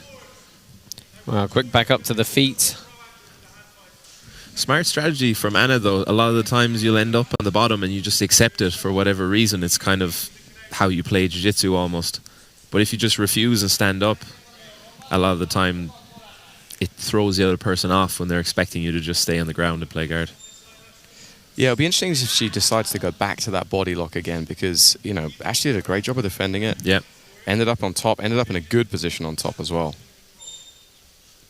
It's almost like Ashley is baiting that. She's continually reaching over the top. Good signs, though, for Ana that she was the one initiating the takedown. Yeah. Okay, it didn't go her way. She got countered. But if she goes for it again, she might be ready for some of those counters. It was a nice little 2-on-1, and then she switched to the other side as well. From Ana, it was some solid wrestling. Wow, again, there you go. There's the body lock and a huge throw off the Wizard, trying to hop over the top. Yeah. Good counter back. Great scramble here, and pouncing to look to take the back is Arboleda.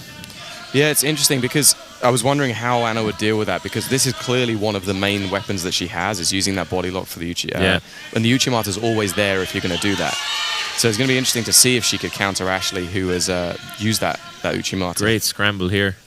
Yeah, Bendle now looking to grab a leg. She just refused. But that is kind of the nice thing about having that body lock when you're there. You can utilize it a little bit to make sure you maintain top position. Or at least you can start rolling the person over as well. You're so far down on their hips. At the end of the day, it is a positional advantage. So if you can insist then on finishing it off and don't get thrown off by your opponent's counters, you should be the one who comes out on top from it. One of my training partners, Jack, calls it bounce back ability. Yep. Nice job. Now Anna's on top. I feel like this is the position that she wanted to be in as well. Yeah. Let's see, can she make the most of it? You can hear Ashley's coach is calling for her to be a little bit more active on the bottom. Well, you know, these are short rounds at 5 minutes, and we're already into the final minute here. So coming out on the wrong side of a big competitive scramble is sucking up a lot of time. We saw it in our previous match with Hugo as well. When you're busy on the bottom and you're forcing your partner to react to you, it is a very solid tactic because they can't really get ahead of you. Yeah. I'm liking the very clear game plan from Anna as well. Look for that body lock standing, try and get the takedown. And she's clearly getting to the passes she likes when she's here as well. So she's the one who's initiating and making Ashley counter instead.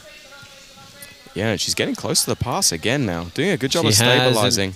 She had a good over-under grip the whole time there. She's only got 20 seconds left to work. Can she get the back here? Threatening the choke now at the same time. Yeah, it's a good tactic, right? They force them to fight the hands. That's going to free up the hooks. Well, Bendle's just going to hunker down here for the final 10 or 15 seconds. We're going to go to a second round. It was fairly slow start. Then it looked like Bendle had the upper hand, and certainly seems like the momentum has swung the way of the Colombian. Big round for Anna there. Yeah. Yeah, that last kind of 2 minutes was very important. Yeah, that was the first body lock that was sort of countered. And it happened again with a huge Uchimata attempt. Yeah, Anna just maintaining that underhook and then really like driving over the top. Just insisted on that takedown. Yeah. And standing up from the bottom again is just such an underrated tactic. She failed Winner to take of round the first number time. one, Anna Maria Arboleda. Well, the judges seeing it the same way. Arboleda getting the first period on the judges' scorecards. Bendle's going to know that, though. She's been in this position several times before on Polaris, so 5 minutes to try and pull it back. Yeah, she's a very, very experienced competitor. Being down in one round is not going to mean anything to her. You know, it just means that she needs to change her tactics and potentially look at upping her work rate. I wonder what tactics she will change now, because it's clear she does want to end up in the top position, but Anna's kind of leading the grip exchanges on the feet. It looks like she's not favoring that reaching over the back so much as she was, right? She's now no longer getting to that position, but nice 2-on-1 again from Anna. Like in the previous round, Ashley was very much reaching over the top of the shoulder, trying to use the kind of tricep tie. And now she's no longer doing that because that was giving access to Anna to the body lock.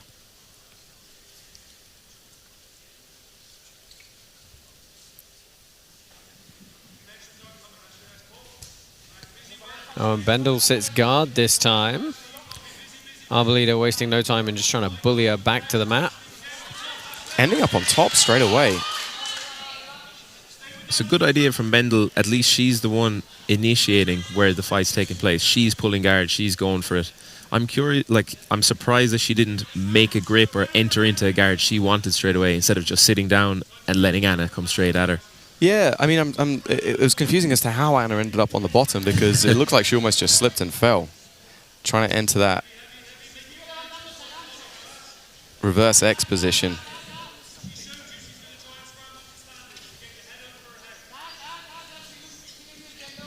It looks like Anna's using that K to create space rather than entering towards the legs. Like she does seem to really want to be in top position. And I think she really wants to avoid settling into that knee slide position where Ashley's very comfortable. She's just using that K guard. It puts off people that are trying to knee slide. It forces them to use different strategies from there. She was trying for a triangle lock here, but... Yeah, I think she was trying to go to reverse close guard, but then Ashley had the arm inside and it just shut it down. This is good for Ashley, though. It's putting a lot of pressure on Anna, you know, and it's tiring to continually elevate the hips. engages a lot of the core, that affects the breathing. Oh, and Arboleda recognizing that. She's back to the feet. Good bit of fight IQ we saw in the first period as well.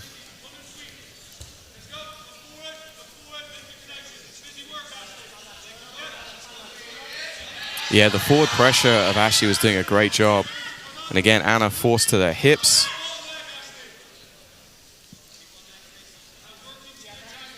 It looks like Anna's trying to use the double underpass, and she's actually intentionally sitting down on the ground to get underneath the legs. But that's giving Ashley the opportunity to come up on top. She's almost going for the pass too much. Yeah. Well, she's going to get swept here again. She's working on potentially on her own toe hold, though. Now Ashley into kind of a reverse half guard type position. Yeah, she's going to try and turn to face her, though. Can she stay sticky here? That right hook is causing her some grief.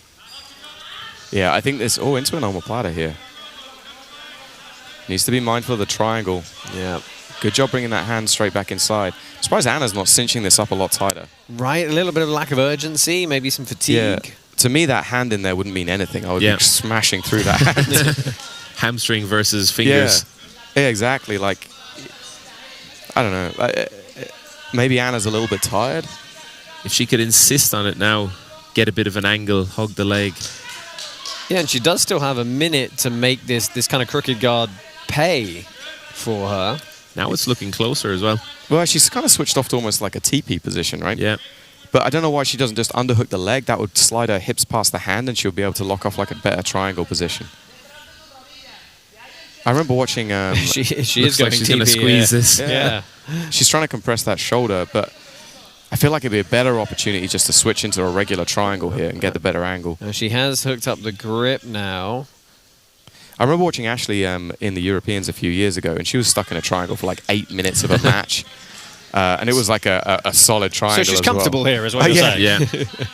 She looks like she might be switching off towards the Barada Plata. Well, there's only 20 seconds left, and you've got to say Bendle has done the better work, probably in this second period. So overtime on the cards, perhaps. Yeah, she doesn't seem to be in danger from this triangle particularly. No. And maybe she's got the hands locked together, which is why Anna's not necessarily switching off. But again, if she underhooked the arm or hooked the arm, she could still complete the triangle. I mean, Arboleda there was trying to get a bit of a punch choke in on the left side as well. I'm a big fan of that, but not successful. So this one could be close. Let's take a quick look at the replays, and then we'll find out which way the judges are leaning. I mean, that was the aggressive return to standing from Anna. I think this one, I could definitely see this going the way of Ashley. She did some good work on top. Me too. And on the bottom to come up on top as well, you know. Oh, it does look like we have a decision, though. Which can only mean one thing. Ladies and gentlemen, we go to the judges' scorecards, and they see it for your winner, Anna Maria Arboleda. Well, clearly the prolonged triangle entry at the end of that second period swaying the judges. Congratulations to Anna Maria Arboleda. Follows up her second place on Polaris Contenders with a win in her undercard debut here.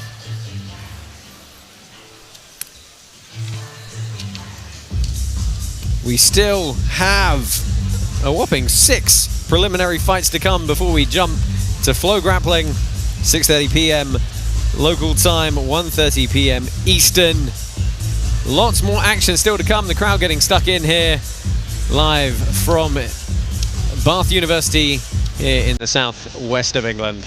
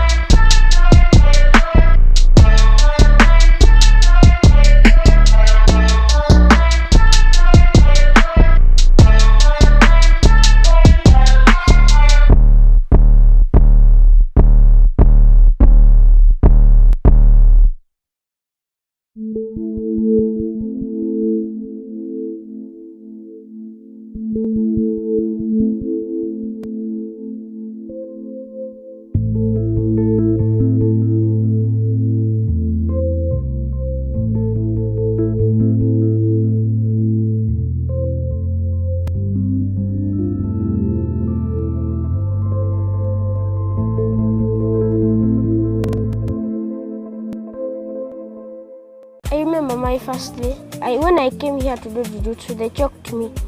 And I was not happy with that. But even I used to, you come and choke me, I will say you choke me, but also next time I will land, I will choke you. You choke me, I choke you. You choke me, I choke you. When I did jiu-jitsu on the first day, I felt so happy.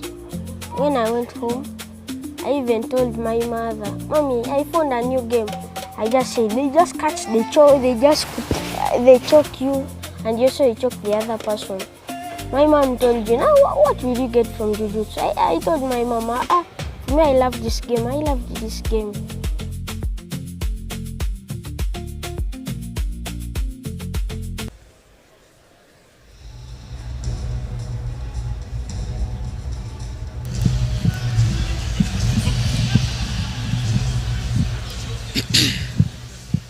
Let's welcome, fighting at the blue corner, Max Armstrong.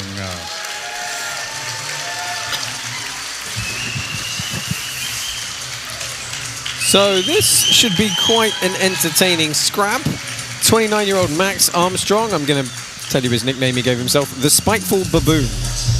I'm sure there's a story there, but I don't know what it is. He's been training for about 8 years now, currently a brown belt. Lots of domestic titles. Coming off a reasonable performance at ADCC trials.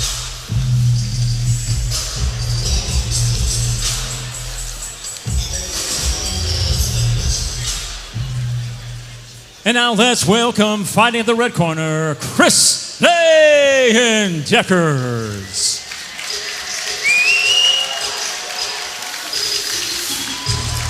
Now, Chris Leyendeckers, we've seen twice before. Mixed record, 1-1.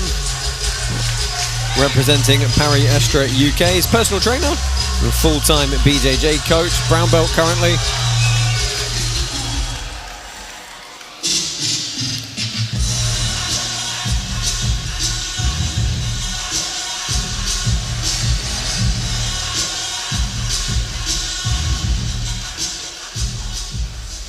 Let's get the action started. Our next bout is in the middleweight division. Introducing first, fighting out of the blue corner. He stands 5 feet 10 inches tall, official weight 81.2 kilos. Representing Roger Gracie Bristol from the United Kingdom, let's welcome Max Armstrong.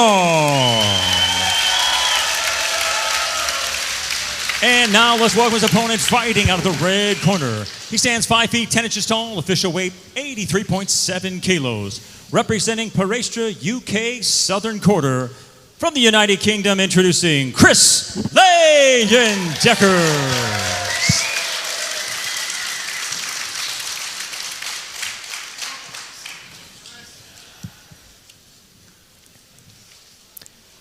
I'm gonna guess that the baboon reference is something to do with incredibly long arms that Max Armstrong is sporting out there.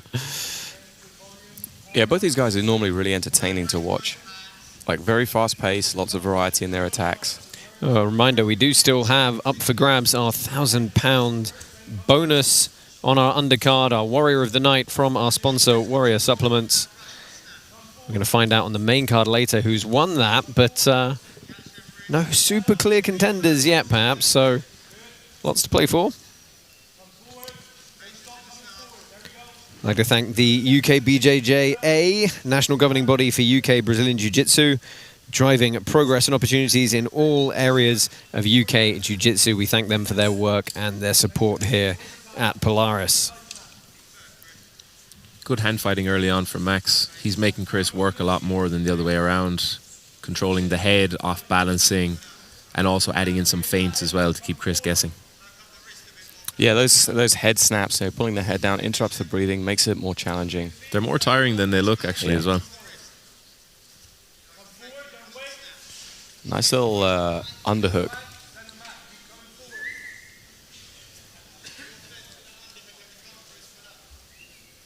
Referee is, I think, telling them they need to pick up the pace a little bit. We're 90 seconds in, and there's not a lot actually happened in the match. If I remember correctly, Max has a really solid half guard game as well. Well, he has pulled guard here, looking to go to that right hip. Good control here, up on top straight away. Chris searching for that far leg. Keeps pummeling the legs frantically here, trying to keep control, get the off balances going. That X guard is always a battle between bottom player trying to keep the weight on the far leg and the top player trying to keep their weight on their front leg here, like Max is doing. That frees him up then to start to backstep and free his back leg from the hooks. Yeah, it looks like Max is in on the leg. He's turned into his own attack. Well, this has certainly, the warning from our referee Greg Creel has certainly changed the pace of this one. Much more active on the bottom here. Leyendeckers looking for this leg control. Yeah, and you got to remember it was Max who initiated the guard pull as well. Yeah. And now looking at passing. Really nice X-guard passing, just doing a great job of keeping his weight on the front leg, and now he's able to clear the hooks, get to a good half guard.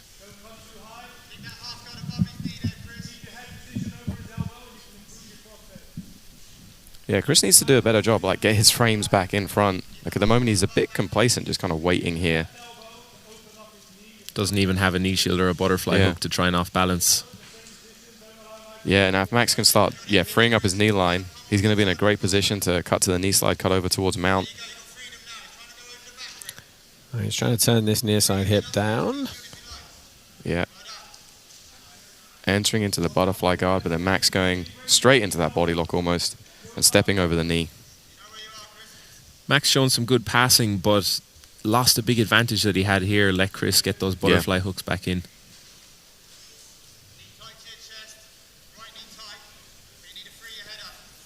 And passing this top butterfly hook, stepping over to the far side like Max is doing is usually the better way to go. When you try back step out of that butterfly hook, it gives the bottom player a chance to off balance you a little bit more. Yeah, it gives you that hip. Chris did a great job of defending it though. Really Max good. got like a little bit too high in the hip, and then Chris was able to redirect it and get out from underneath him. But Max is the person on top pushing forwards. Chris is the person who's being forced to defend the whole time. Yeah, he was making Leyendeckers carry a lot of weight with the chest pressure here. Into the final minute of the first period. It's one of the things that makes it so hard to pass the guard. You need to have every little bit of space closed off, because even one little spot, you can get a knee back in, get a butterfly hook back in. Max choosing to go to the bottom now. Nice tactic though, to be fair, like he was falling back on it. Later stage in the match, not a bad thing to show that you're trying to win. He's had a good, probably 2 minutes of control on top. Get a submission attempt in the round. Yep. You know, that kind of negates the earlier attack of Chris. Ooh. Cheeky little corkscrew footlock coming in there.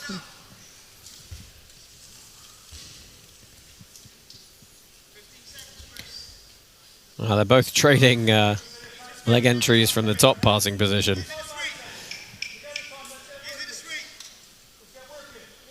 We don't see as much of those corkscrew footlocks or steamer locks from the top anymore as we used to.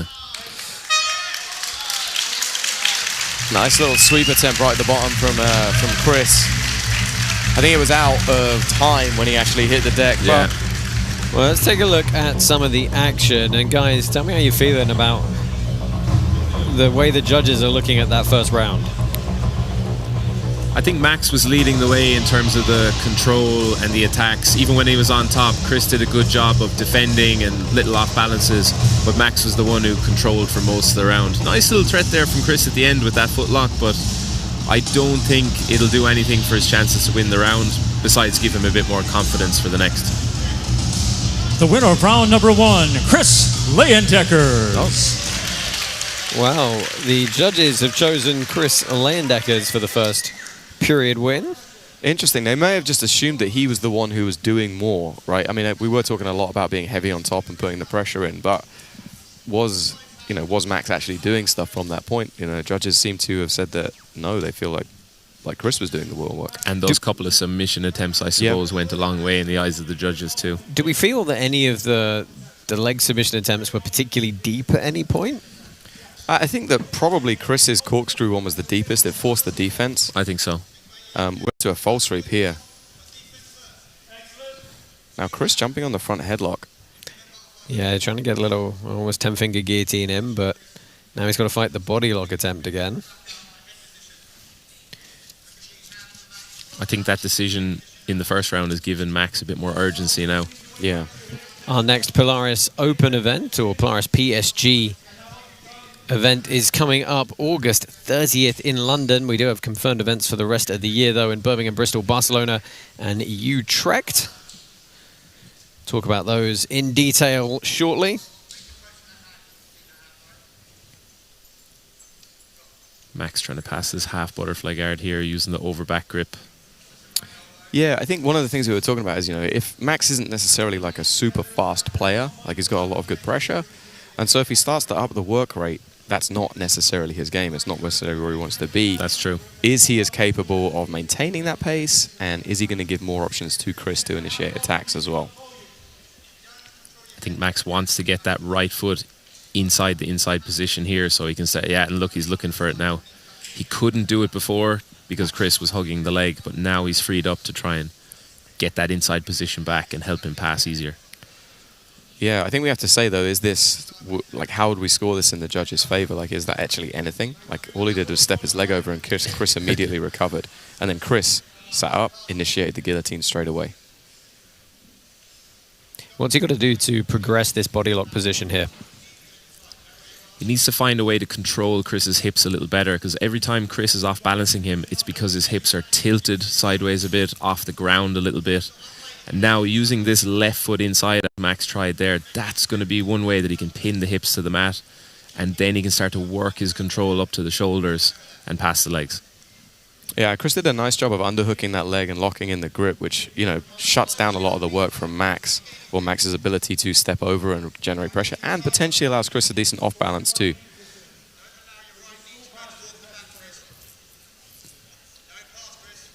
He's doing nice body lock passing here, but just missing a little bit of the control on the hips. Like, there's always two parts to every move. There's the movement itself, but then the control that comes along with it. He's moving really well, but just missing a little bit of that hip control to be successful with it. Yeah, you kind of saw it there when he jumped to the other side, right? Chris was able just to reinsert the butterfly hook, and then, the jump looked great, but didn't actually get him any further in the pass. That's kind of an admission that things are feeling a bit difficult. You want to skip to the end, but it hardly ever works out.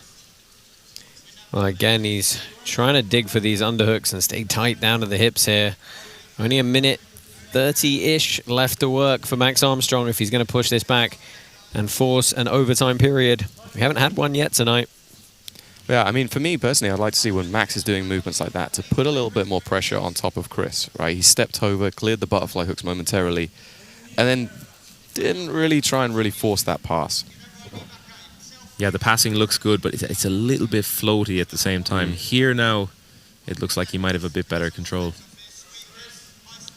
Yeah, he's over that top of the leg as we talked about earlier, right? He's got the knee stapled to the floor, but if he falls back to it now, he's going to give Chris all that space back again, right? Oh, this feels a little bit better. The legs smashed all the way to the side here with the chest pressure on top.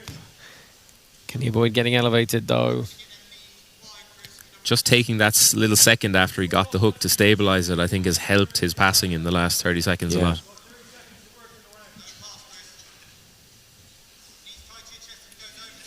Well, if he could complete the pass, that would probably edge him the round, but as it is, it's a bit of a pick-em. I think the referee was also telling him to pick up the work rate a little bit, not just hold, right? That is something that we want to see on the show, is people actually moving to the next stage. This is much better from Max, like he's almost over the top. Needs to insist on this. Yeah, and he needs to go straight back to it as well. Like, not just stop here. Yeah, we talk about it all the time, just the unexpected change of beat. Yeah. Just a different pace. Same here, like immediately lock down the upper body, step over the leg, try and force the pass. Yeah, the jiu-jitsu equivalent of shot, reshot, right? Yeah. Well, this is going to go to the judges for their deliberation. We'll look at the replays. Could we see a third period? I don't know. Again, it's one of those very close rounds that I think Chris had probably some of the better attacks. Like, entered, but Chris dealt with it quite well. It's always a tricky one to judge when one person wants to be on bottom, the other person wants to be on top, and they're both kind of Ladies and stalemated. gentlemen, your winner of round number 2, Max Armstrong. We will now go to a third and deciding round. So yeah, we do have that overtime. We have our first overtime period here to see who is going to take the win. And it's a shortened round, of course, in our overtime. It's 3 minutes. And just for a reminder, folks, these preliminary bouts are under the same rule set as the first couple of rounds of our welterweight Grand Prix. I mean, that was a nice sweep from Max, you know, able to come up on top. I actually kind of feel like this shorter round should favor Chris, who's a more frantic player. Yeah, he can explode more for the leg entries, explosive off balance, explosive entry, and try and stack up a few of those and then defend the guard for the rest of the round. Yeah, he looks like he's stepped over to mount. And that is what he spent 5 minutes trying to do in the previous round. He's accomplished in the first 30 seconds here. I mean, in the last round, he was, you know, putting a lot of pressure down on Chris. Maybe Chris just got a little bit too tired. That's the advantage of playing a little bit slower as well. You get a chance to feel your opponent's responses a bit more, and you can almost self-correct easier in the moment. And we've seen that there straight away. Starting the next round, he's able to finish the pass finally. We haven't really touched on it yet, and it may become a factor in some of our main card later, but we are, of course, in the middle of a heat wave here in Europe and the UK, and that means that these guys are getting very sweaty very quickly. They're not struggling to warm up backstage anyway. Yeah, I mean, if Chris wants to win this, he needs to get busy on bottom, like start offsetting Max's balance, like just staying flat, not really working isn't helping him out. But then does he have the energy to do that? Well, he's only got 1 minute and 30 seconds, and he's assuredly behind here, so time is ticking away. And he has his frame across the hip on the bottom, Chris. Oh, I was just about to say, we'll probably see him going for some kipping escapes there and slip back to the butterfly guard, which he's done. Yeah, he needs to take initiative now and really put the pressure on Max to get it back. Like, he can't be just kind of slowly setting up his attack from butterfly guard. He needs to push the pace. But immediately Max goes back to that body lock, starts shutting him down. And Max is clearly very technical with his passing. Yeah. It might... He might have a bit slower a pace to get some explosive type pass, but it's very hard to get a full attack off on him at the same time. And he's passed again. Yeah, one more time into mount. Great pass. He's been working his control up higher to the shoulders a lot quicker this round, starting with the body lock. As soon as he gets over the knee, control comes up to the shoulders to pin them, and then he's passed to the mount. Well, he's causing some aggravation to Leyendeckers here. That forces the defense. And that's just punted him up higher in the mount. 15 seconds left. Armstrong is going to body lock his way to a win here. Triangle attempt.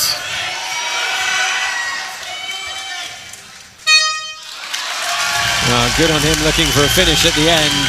He knows he's done enough. That's good persistence to come back. Good triangle attempt at the end. Didn't have time to finish it, but I really feel it put a big stamp on that round and that match overall.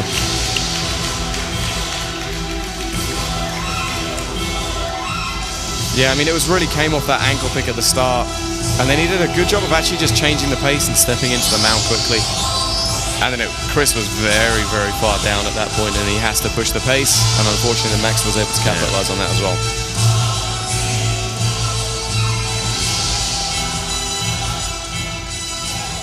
Ladies and gentlemen, we go to the judges' scorecards, and they see it for your winner, Max Armstrong. Well, Max Armstrong getting the win in overtime. That brings his Polaris record to 1-1. Some very composed, methodical work. I'm sure we'll see him back again on a future prelim card. We still have 5 fights coming your way, live and free on YouTube. Just a reminder, at 6:30 p.m. local time, 1:30 p.m. Eastern, we are jumping to Flow Grappling for our men's welterweight Grand Prix. I haven't mentioned it all that much, but $30,000, Tom. Not a bad prize. Right, $30,000 on the line for our winner. We, of course, have our previous Grand Prix winner, PJ Barch, in the mix, along with our current welterweight champion, Mateusz Szczecinski. Taylor Pearman, Tommy Langaker, whole host of killers. We're obviously going to talk about them in a lot more detail as we get closer to the time. But please do not go anywhere. I hope you're enjoying all the action. Stay with us here. If you awaken from this illusion and you understand that black implies white, Self implies other. Life implies death, or shall I say, death implies life.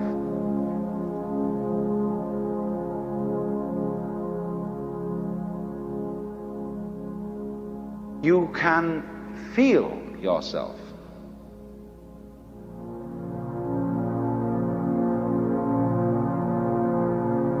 Not as a stranger in the world, not as something here on probation, not as something that has arrived here by fluke, but you can begin to feel your own existence as absolutely fundamental.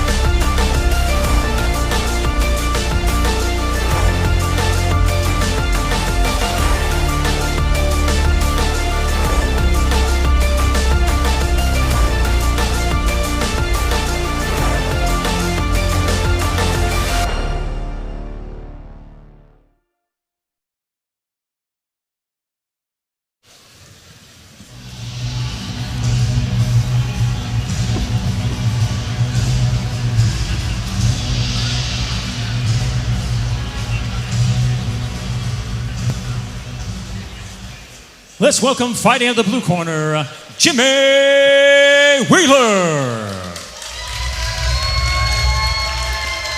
So I'm curious to see how this match goes, because Jimmy Wheeler is his debut here on Polaris, and he's got a very experienced domestic black belt in Ben Hobson tonight. But Jimmy Wheeler representing Pedigo Submission Fighting and Impact MMA. I do believe he's got some wins on some international competitions as well that you wouldn't typically see. So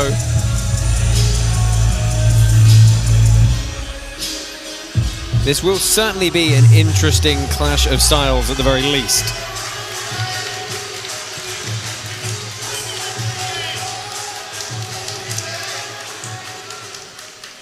And now let's welcome fighting at the red corner, Ben Robson. Well, good to have Ben Robson back. We haven't seen him for a little while, but he's been on Polaris 3 times before. He usually puts on an excellent performance. He's very physically well conditioned all the time. He's got a great wrestling background as well. He owns British catch wrestling championship belts as well. And he's medaled at Nogi Euros as well. Training for 14 years.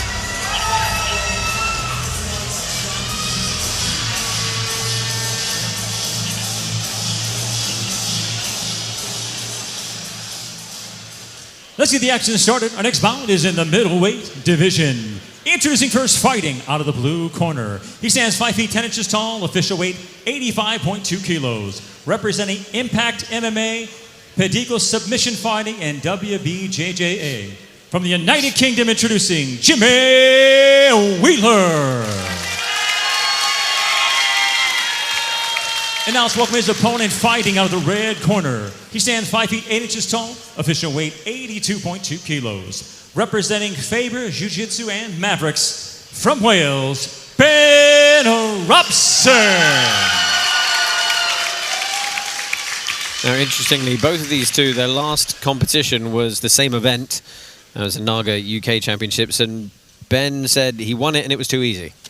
So, let's see how we go here. Quick pick up into the single. Ooh. Big slam. Yeah, Ben has got some great wrestling. He's been training in wrestling for quite a long time. Fun fact is, like, the first time I ever saw a false sweep was because of Ben. He did it on Polaris before it was cool. He was at like a Lachlan Giles seminar, and Lachlan was showing it. And yeah, he brought it onto the big show. He's put on a really good show that was all guard-based, actually, I think, if I remember correctly. Yeah, he's a very physically imposing grappler. Great start here. Takedowns, passing, good controlled, high pace. Yeah, looking for a crucifix there momentarily. Using the Kimura grip to keep control here. Yeah, Wheeler's trying to get his back to the mat, but... Oh, and a nice retention from Robson. Looked like he was going to get the single arm choke for a second. Wheeler's having a grip fight for all he's worth here. And there is a lot of time still to go in this one. Did well using the choke to at least get the hooks for the control. Yeah, Jimmy's almost was out for a second. Like, got his back very well to the floor, but Ben's done a great job of re-sitting through and getting to the back again. Now almost into like a tighter position as well. He's moving a lot for the back control here. Yeah. Normally back control, you try and almost tame the person, try and calm them down and make them feel stuck. Oh, well, let's see if he can lock up this head and arm. Well, it's kind of more like a Rottola team position that he's working, the kind of Nogi. This is looking tight here. Ezekiel.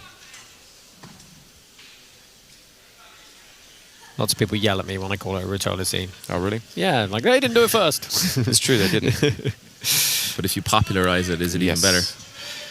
Well, Ben also doesn't have the same arm length as the Rottolas. Switches off to the armbar. And they're going to come up on mount. This is a lot of pressure from Robson. Almost. Oh, he's in the saddle here. Yeah. Yeah, this could be tricky for him. Keep turning.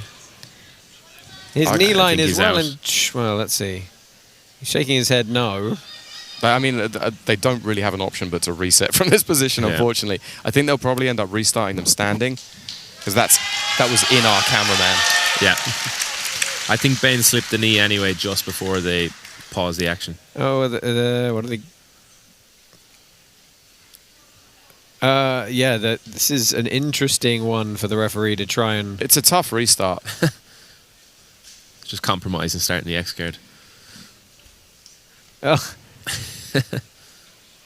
I think you're right. Perhaps starting in a neutral standing position would have been the safer option. Yeah, I mean, he didn't have the leg caught anymore. I think Ben had cleared it by the time they reset. Well, easy pass. Nice movement on top. Ben's using a great job of allowing kind of Jimmy to move underneath him and just staying in control. Like, he's not trying to stop him moving. He's following him around the mat.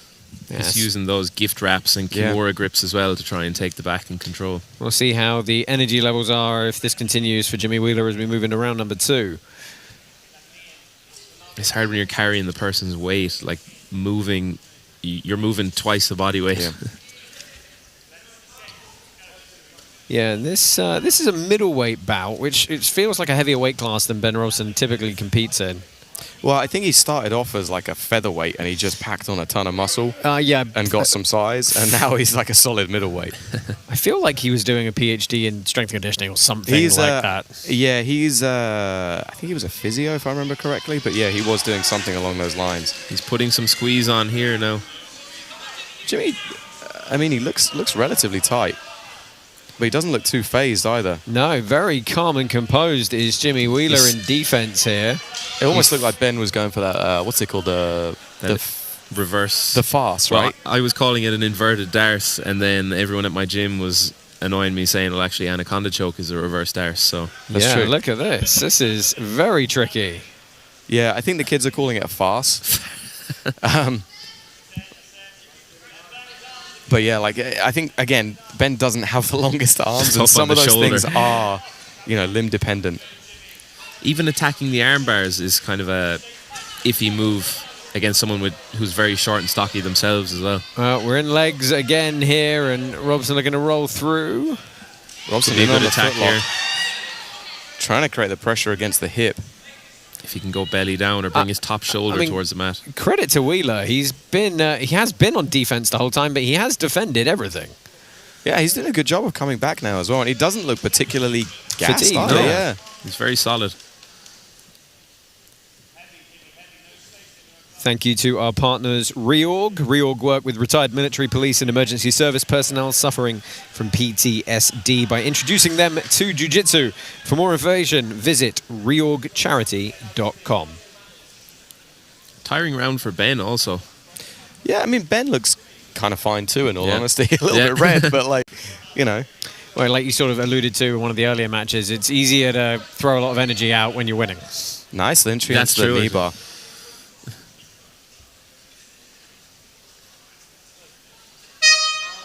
Well, that is round number 1 taken care of. It's almost certainly going to go the way of Ben Robson, but some good signs of life from Jimmy Wheeler. Yeah, I mean, neither of them look particularly more tired than the other coming back, you know? Yeah, it's impressive. Some good defense and also gave some good leg attacks to end the round, just so Ben still has something to think about going into the second. Yeah, I mean, Ben really did have the first probably 4 minutes of that match was just him working through different transitions. Maybe if it slowed down a little bit, he might have had more success, but I think he's out here trying to put on a show. And he's now decided to go, well, I'm not going to ruin the surprise for everybody. Winner of round number 1, Ben Robson. As expected, Ben Robson takes it on the judges' scorecards. We've got 5 more minutes coming now for Jimmy Wheeler to try and work his way back into it.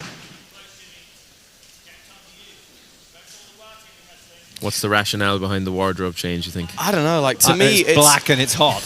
Yeah, to me, that's not necessarily a great sign. When you start stripping down, it kind of indicates that you weren't that comfortable. But again, it gets a relatively easy takedown and is in on that front headlock now. Well, building some height is Wheeler. Good job getting back to the feet. Let's see if Robson can snap him down again. Oh, nice trip. Yeah, and just pulling Jimmy back to his hip. Now, Jimmy using that kind of, I don't know what we'd call that position. Popularized by Shane Curtis, right? Trying to work in towards the goth lock. I'm sure he's got a name for it. Some octopus action. He's definitely good at the stand-up style escapes. Yeah. But the problem is, I think Ben is the better wrestler on the feet. Yeah. Like, he's shown that a couple of times, the ease that he's able to get Jimmy to the ground. Even now when Ben passes guard, instead of attacking the turtle and trying to take the back, he just wants to pin him in the side control and see can he attack Kimura's from there. Yeah, you can see in that, like, that exchange, Ben just stuffed it and shoved his hips in, stopped the takedown, and now he's into the front headlock again. Just a lot of pressure on the neck, forcing Wheeler down to this turtle position.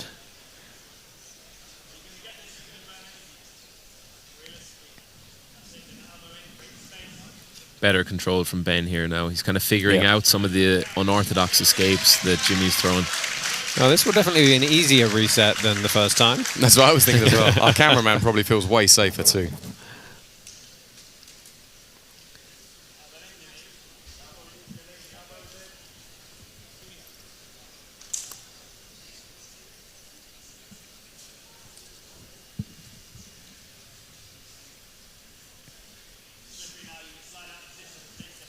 Body lock control here. We might see him go over to the mount.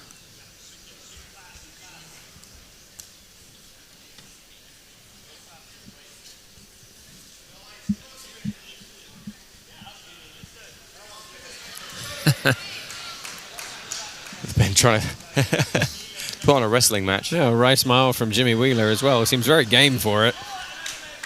I know Ben also trains a couple of MMA fighters, right? One of his students, I think it's Summer, is in the UFC. I'm drawing a blank for you there, Tom. I'm sorry. He definitely has a big wrestling advantage on the feet anyway. Oh, they're definitely having fun out there.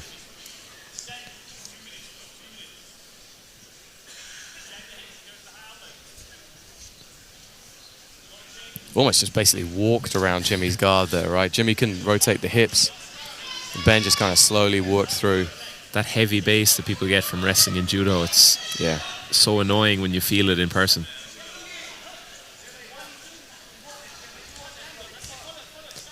Good little scramble back to his feet, and of course Robson is happy to let him stand up.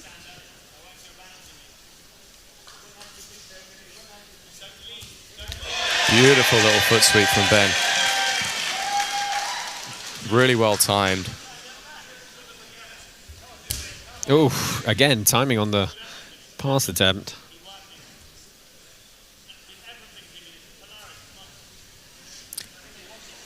I think he's given up on the idea of taking the back and getting a submission. He just wants to put some takedown highlights there. Yeah, I think Jimmy doesn't have the best ground game off the bottom, right? So he wants to play on top, but unfortunately he can't get Ben to his back. In fairness to Jimmy, he's been all action as well. He hasn't got tired. He's been a game opponent. He's standing up and wrestling with Ben, even though he clearly has the advantage there. Yeah, but I mean, I'm not sure he has a choice, though, right? That's true. He wants to be on top. He wants to play this position. But then when he does stand up, Ben has got the advantage in that game as well. Well, he's looking for a scoop grip under this leg, but he's meeting a big crossface at the same time. I'd like Ben to work for the submission, right? Like if you want to put on a performance, finish strong, finish with a submission, right? For me, that's more impressive as well than just trying to land a few extra foot sweeps. Yeah, like there, he could have jumped through the odds the armbar, right? He could have thrown over the top. Same here. There, this kind of movement, right? Like stamp it, show your kind of... Crucifix into a smother with the arms trapped. A smother crucifix. Oh my goodness, what a submission this would be. And it works towards the arm now.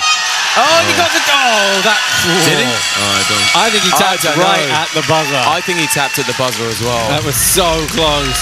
I don't know, did he? I think so, yeah. It was definitely a tap. It was just a question whether it was right before the buzzer or not. I was just about to say Jimmy's defense was frustrating Ben more than he was letting on. If he won by crucifix smother, I'd be like, give him the Warrior of the Night £1,000 bonus right now.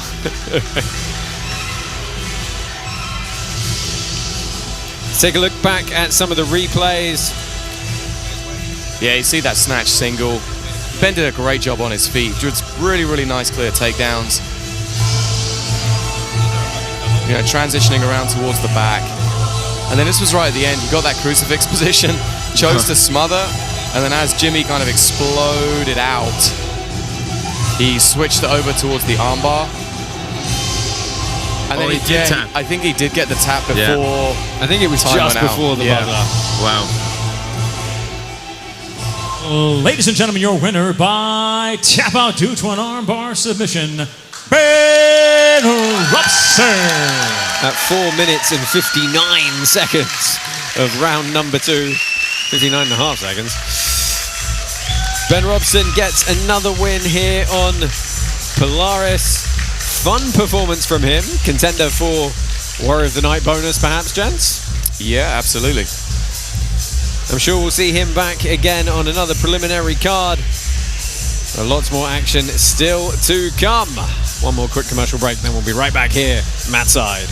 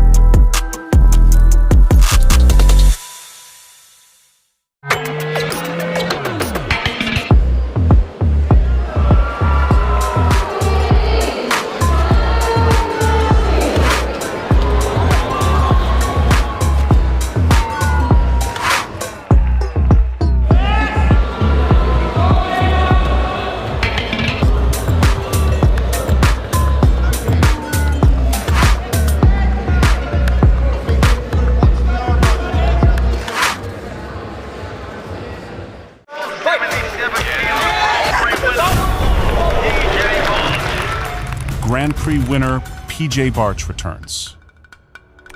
And this time,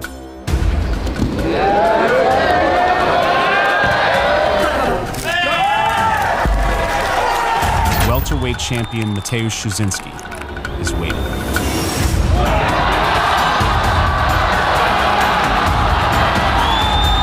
Along with the best 170-pound grapplers in the world.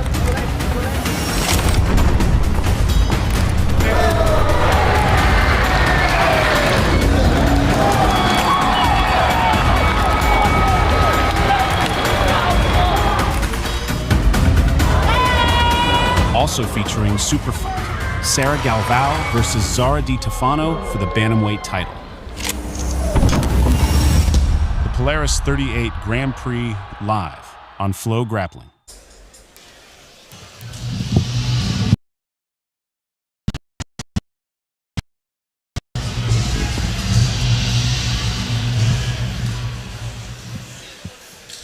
Let's welcome, fighting out of the blue corner, Ash Gibson.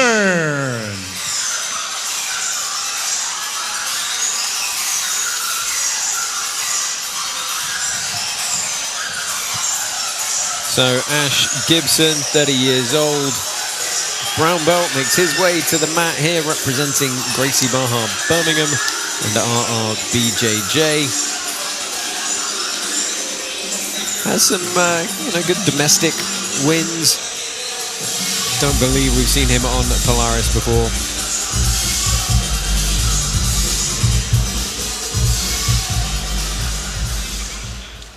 And now let's welcome, fighting at the red corner, Cormac Anderson.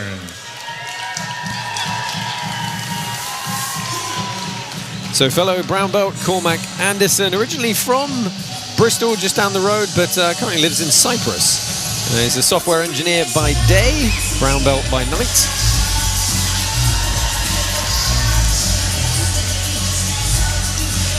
Originally started training jiu-jitsu while he was at university in Swansea, along with one of our very prestigious Polaris veterans, Ash Williams.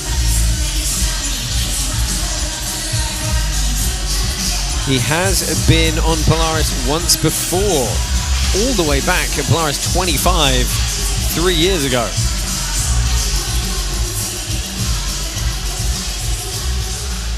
Let's get the action started. Our next bout is in the light heavyweight division. Introducing first, fighting out of the blue corner. He stands 6 feet tall, official weight 93.9 kilos. Representing Gracie Barra Birmingham and RR Jiu-Jitsu from the United Kingdom, Ash Gibson. Guys, you got kind of the and now let's welcome his mindset. opponent, fighting out of the red corner. He stands 6 feet tall, official weight 93.9 kilos. Representing Checkmat Limassol and Elite Jiu-Jitsu Somerset from the United Kingdom, introducing Cormac Anderson. Well, I apologize for interrupting our MC, Michael Vale there. What I was going to say is we've got to think about what's the mindset for Ash Gibson coming into this. He's fought Cormac 3 times before and he's never won. I think you need to do something different, something surprising, and just do it with full confidence straight away. Don't go into the patterns of the old matches, because then Cormac's going to be full of confidence that he can just do the same thing again. In case you can't tell, we have moved up to the light heavyweight division for this one.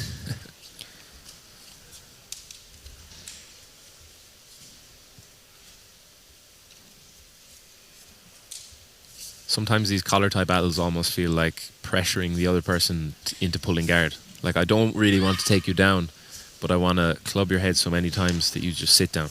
I mean, that was a solid club from Ash Gibson. It was almost on cue for you, Tom. Oh, I'd sit down.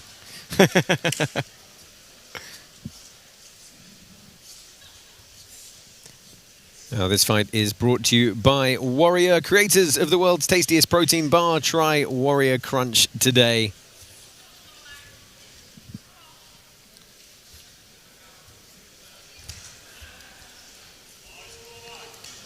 Trying to underhook pass his way through this and gets his foot caught. Yeah, it looks like Ash is, Cormac is almost already out of this position though. Can Ash use the sweep? He does. Very nice. Cormac standing up. Yeah, needs to be careful of back rolling out of positions, you know. You never want to show your back to your opponent. Yeah, it's a little bit dangerous, but survived. Don't forget, you can get involved on social media at Polaris Pro Grappling. Let us know what you think of tonight's card. Of course, do follow along for all of the action coming up later on Flow Grappling, our Polaris 38 main card. Got a few previews of what you might see coming up September for ADCC World Championships. Of course, that is live and exclusive on Flow Grappling as well.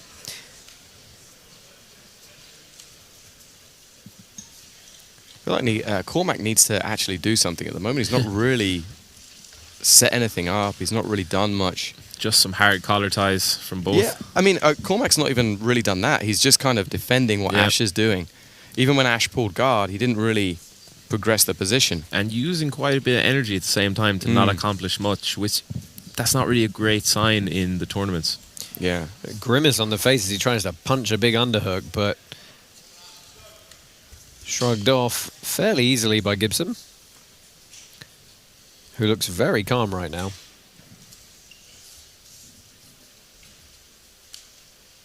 Sometimes having a few wins over someone in the past can almost be a bit of a curse, because there's nothing more tiring than a match being more difficult than you expect. So if you think you're going to come out and win again handy, and the other person's improved a lot, or maybe your conditioning isn't where it was before, things can really start to spiral against you then. I also suspect this is obviously the first time they've had a match under these particular conditions and rule set as well. Yeah. Which may stylistically favour one more than the other.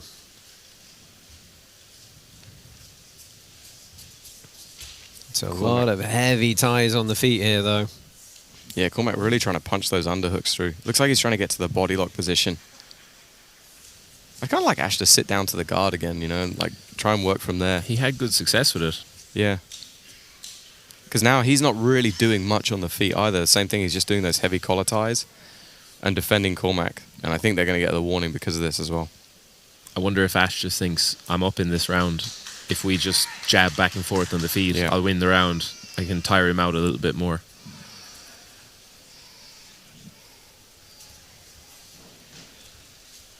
Oh, good pick up to the single here into the body lock, and that's an interesting transition.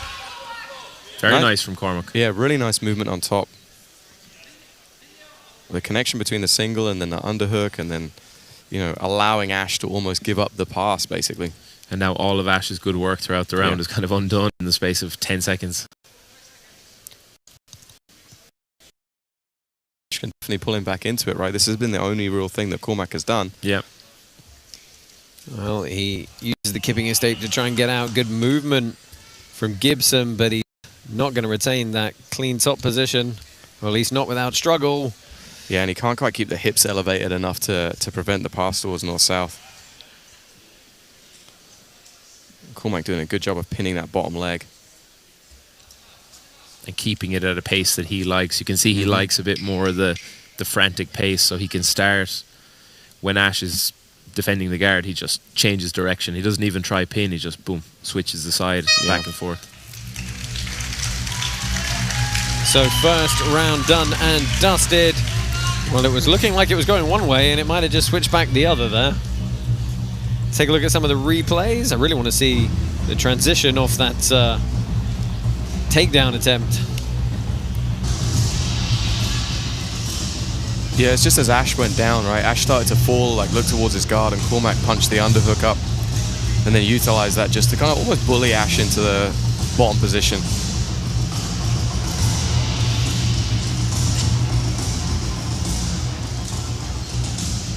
Your winner of round number 1, Cormac Anderson.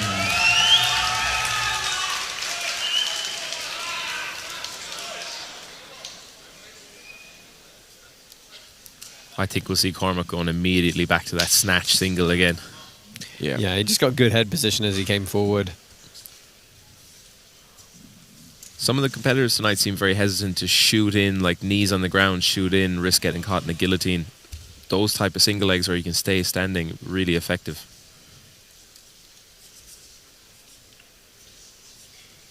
Yeah, it's almost like they've become too kind of fascinated with this like deep underhook position. Yeah. Well, good work on the takedown from Anderson.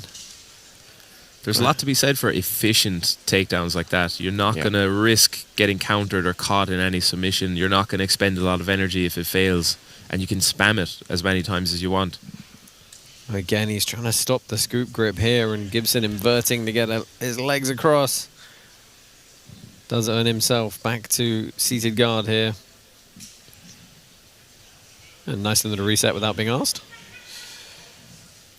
And finally, Ash gets a bit of a chance to breathe on the ground. Now is his chance to actually set up his own grips before Cormac puts him on his back, as he's done now, and then start chaining passes side to side. Yeah, Cormac's just able to get into those inside spaces, and Ash isn't quite as disciplined as he should be in preventing it. Well, he has to defend the back take here, and he does. Can he pull him over the top? Could end up on top here, which would be a good position for Ash, but Cormac Good escape. Yeah. Oh, well, Anderson says no thank you. Does have to defend the guillotine, though. Now Cormac jumping back past the legs again. Into a crucifix as well. Just a bit more clarity in his game overall. Like when we see Ash seated up in the guard and finally he has an opportunity to go to the guard he likes, make a grip he likes. Instead he waits for Cormac to insist his game, and then he's back to defending again, which is never going to go well in the long run. Well, he had a good chance there to get his head up through the gap. Yeah, kind of classic wrestling. Nice little Turk over the top. I think this is going to be tricky to finish this triangle here. Ash's head's almost already out. Unless your name is Braulio Estima, these are very hard to finish. Yeah. Well, Gibson with a bite on the front here, but not able to seize it, and he just feels fatigued now, doesn't it? Yeah, I think he was kind of a little bit hesitant to shoot because he was so close to the edge, and then Cormac just used that as the time to... Another good opportunity for Ash that kind of switches into an opportunity for Cormac in the space of 5 seconds. Yeah, I think Ash would have been better just to bring it back to the center of the mat. Anderson trying to get the crowd involved a little bit.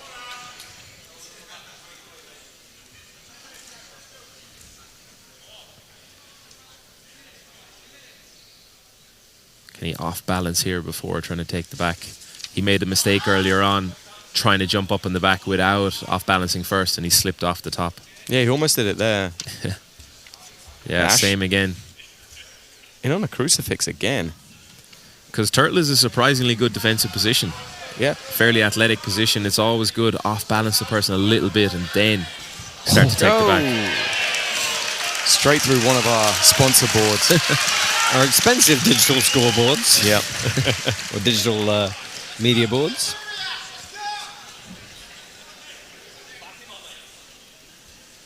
This is a much better round for Ash, though. It's actually a relatively close round. I'd be interested to see how they score this, because I feel like he's actually done a lot more of the work than Cormac has done. Yeah, this really could be pushing towards a third here, but still a lot to play for. Cormac's taking some big, deep breaths as well. Ash looks a little bit the fresher of the two. A lot of the attacks Ash has got have come off Cormac being a bit overzealous attacking, like slipping off the back and ending up in a bad position. Yeah, and then Cormac's, shooting for that arm drag into single, which is quite a lot of energy. It's quite an energy dependent move.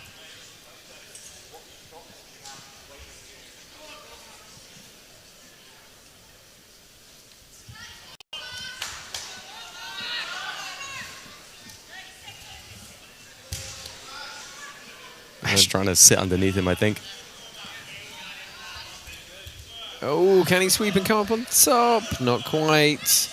And this is where he's been struggling for a lot of this round, is the kind of late recovery off of these efforts. But now he's back in the turtle, and we've seen him reverse from this position a number of times. Yeah. Arming guillotine attempt. This looks tight. Especially late in the match. Nice little wound on the head from crashing into that scoreboard. So, time expires. Judges have a decision to render. Are we going to see a third, or is Cormac Anderson going to take the bout here? Let's take a look back at some of the action from that second period.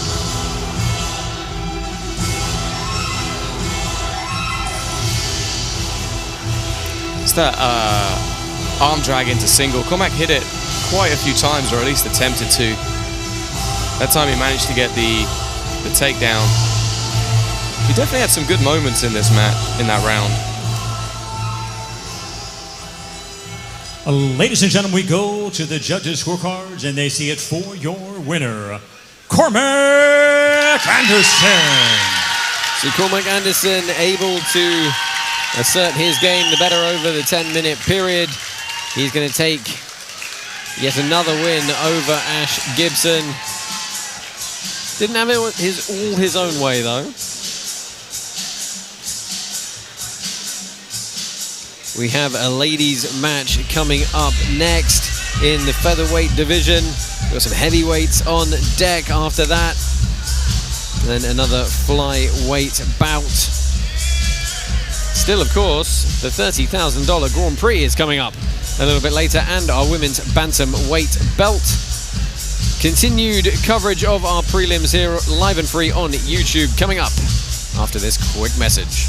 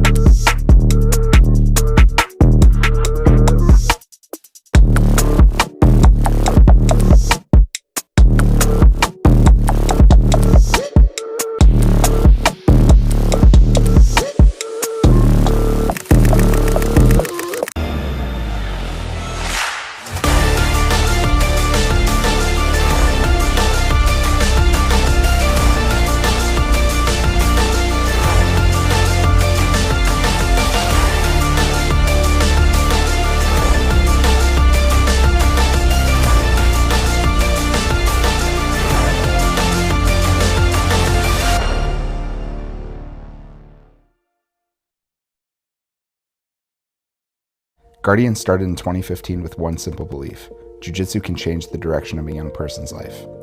Not because it magically fixes everything, but because it gives something real. A place to go, a coach who knows their name, friends who hold them accountable, and a reason to keep showing up. What started as a small idea has now grown into 36 academies around the world, supporting over 1,000 underserved youth training at zero cost.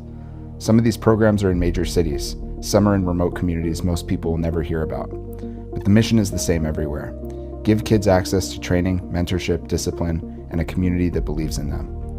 Over the next 5 years, our goal is to help over 10,000 young people train under the Guardian banner. Because while potential is everywhere, opportunity isn't. And every kid deserves the chance to train, grow, and be part of a team.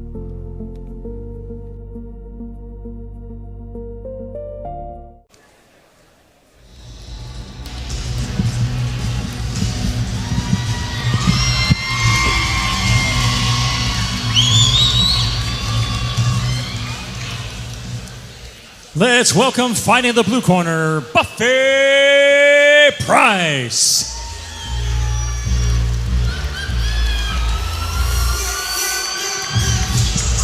Oh, we welcome first to the mat Buffy Price, 26 years old, from Glasgow, Scotland.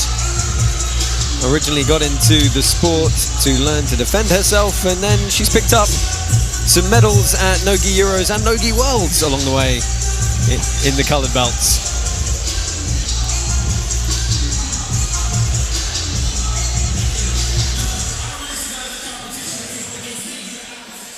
And now let's welcome, fighting in the red corner, Madison Murphy.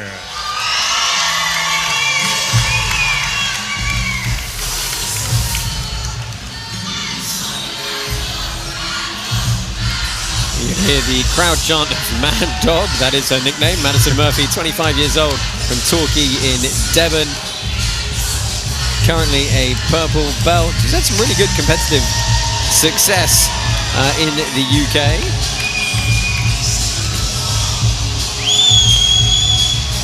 Familiar to the Polaris PSG system as well, picking up absolute wins in gi and no gi there. Representing Fightworks Academy. Both these ladies said they think this is going to be an extremely fun match.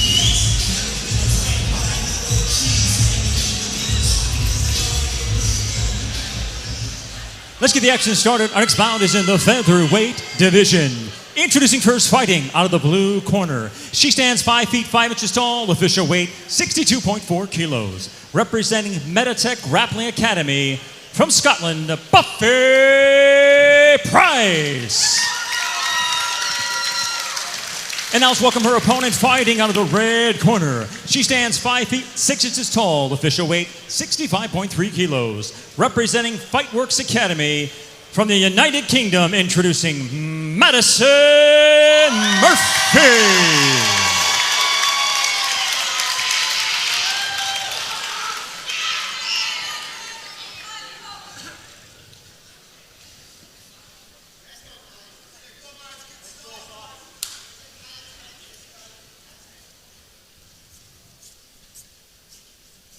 So I've commentated on Madison a number of times, and she's a very, like, good at winning. Like, it's the only way to describe it. She figures out a way to win when she's in tough matches. And she's been on a lot of the Southwest shows, things like Tanto, and done incredibly solid performances.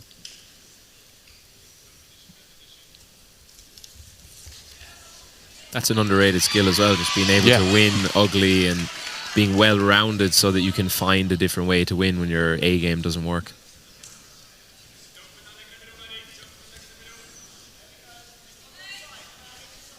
Buffy was another one of the girls who was in the Polaris PSG to actually fight against Sarah Gavin, who we'll see later. I think she ended up coming third in the event. She's got some work to do from this half-guard position here. Looks like a lot of pressure coming down from Murphy on top. Tough for Buffy to enter the legs then when Madison is putting good pressure like that and showing good awareness of the leg entries too. Yeah, she looks kind of tense as well. Like she's a bit like a coiled spring, right? Yeah. That can telegraph some of the entries as well. You see a lot of the best people, they're very smooth and relaxed, and then bop, you just get caught in the entry out of nowhere. Yeah, she's trying to wrestle up here. She's got to be a little bit careful. Madison just sprawling out hard. This is always an interesting battle between person on top attacking, trying to free their knee, and person on bottom trying to stay safe and finish a sweep or a takedown from there. Madison's got that leg free and now behind the hips. Really good base from Madison on top. Yeah.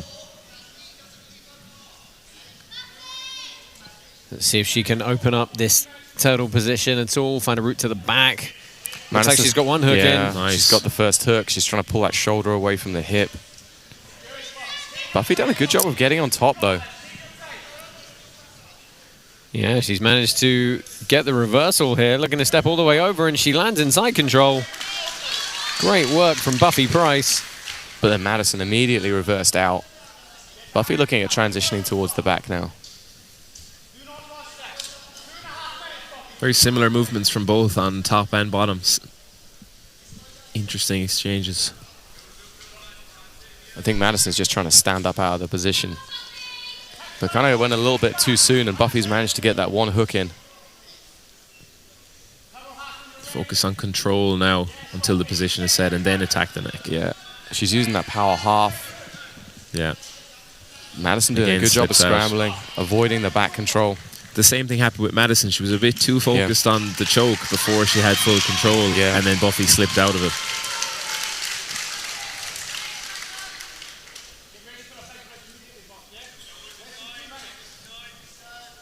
So a little bit of blood from the nose of Buffy Price here, but she resumes in mount position. Murphy trying to post up and find a way out. She's giving a back up, though, and heavy, heavy hips coming in. Squashing the chicken. She switch off to an armbar here. Yeah, it's looking to get, let's see where she's going. She's gone foot in front of the face instead of shin on the back of the neck. Madison now passing the hips and in towards the body lock herself. It's like a back and forth body lock exchange, right? Madison just looks very physical with her escapes. She's really dealing with them early and giving a good, strong response. Armbar is always a tough one to pull off against that style opponent. Yeah. I mean, Madison did a great job of pinning that bottom leg to just shut down Buffy's actual attack. And now Buffy ending up on top. Again, and we saw that beautiful passing from her before. Now into a cradle and back behind the hips. Yeah, back to the turtle again. Again, though, this is something we mentioned a few times earlier. There wasn't a delay in doing any of that, right? It was just like, I'm going to straighten on the sequence. I'm not going to let her take a beat. Yeah, both girls are doing a great job of kind of jumping ahead a little bit, but then one of them makes a mistake and they give up that position and it's back to escape. Yeah. This is like a turtle positional round nearly. Yeah, right. Very, very even back and forth between these two. The judges are going to have to give it to someone, though. I mean, you figured the mount position for... Yeah, Buffy's had, technically, she's been in the better positions. Like, she had the mount, she had both hooks in on the back for numerous times. And now she's got this triangle in the armbar, so I wouldn't be surprised if it went towards her if it stays like this. Well, 9 seconds. This, well, there you go. Pulled out. Was very good attempt at the armbar, though. What a great first round from these two women. They're going to get a quick minute back in the corners and potentially another 5. Let's take a look back at what I'm sure will be an abundance of body locks and turtles. Yeah, I mean, this was kind of the initial entry from Buffy. Really well stuffed by Maddie. But then Maddie got a little bit too excited as she was going for the back, and Buffy managed to get her hips higher. And then she passed, set to the armbar, and Maddie escaped. Or went behind their hips. And repeat. And repeat, yeah. Whoever can adjust their turtle game now going into the next round. Round number 1, Buffy Price. Buffy taking the win there, but I think whoever can be more successful now from the turtle in this round, they can focus a bit more on control instead of the submission and letting the person slip out. That'll probably be the person who will win the round. Yeah. I think Buffy just in those exchanges actually got to the better position. She had the both hooks and the mount, and that's what really decided. And she obviously had the submission threat as well. Oh, good throw by there from Price, and she manages to hustle down to the ground. She ends up in close guard, though.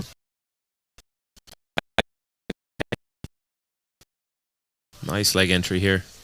She's trying to step behind the arm bar. And she controlled the knee. Oh, she has got a good bite on the knee here. Oh, and she gets the hips on top. Just not quite able to find that angle for the knee bar, trying to snatch the heel hook. This could be tight. Yeah. It's almost like Maddie would do a better job of leveling up her control a little bit before she attacks that foot. But she's in a pretty tight position here. Yeah, I thought Price had a lot of weight on that foot, but she opted to throw in another defensive roll, and that sat her down to her hip here. This is where the ankle lock can actually work a bit better than the heel hook sometimes. Pull the knee back in, and then you can have the leverage to finish. Yeah, it looks like Buffy's going on her own footlock at this point. Again, I don't know how the referee's going to reset this. The referee is going to let them keep going for the moment. I'm sure as soon as that grip loosens, they will stop. There we go. Yeah, really nice exchange. Good, I would say, good bite on the leg for Maddie.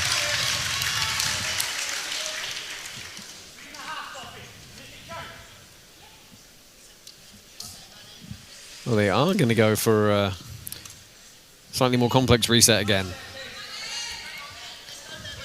Maddie again in on the knee bar. Now she has a good control. Oh, she gets the submission. She didn't seem to realize she got it. And then she's surprised herself.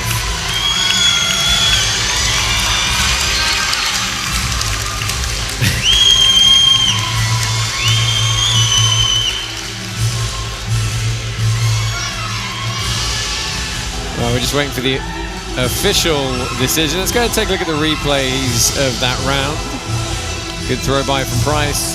Much quicker round there. We saw a lot more action from the bottom, and Madison adjusted after the first attack. She lost the knee, and on the second one you can see she really pulled the leg in towards her head, and then she was able to just apply pressure with her hips and get the finish.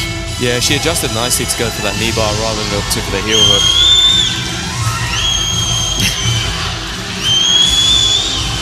She's just seen the replay of herself and having a good chuckle about it. Let's go ahead and make the official decision. Ladies and gentlemen, your winner by tap out due to a knee bar submission, Madison Murphy.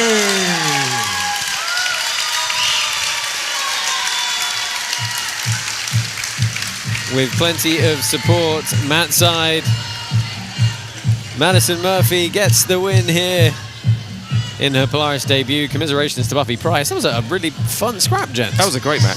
I thoroughly enjoyed that back and forth action, and the turtle attacks trading turtles was wonderful. More action still to come. Quick commercial break. We'll be right back here, Matt's side.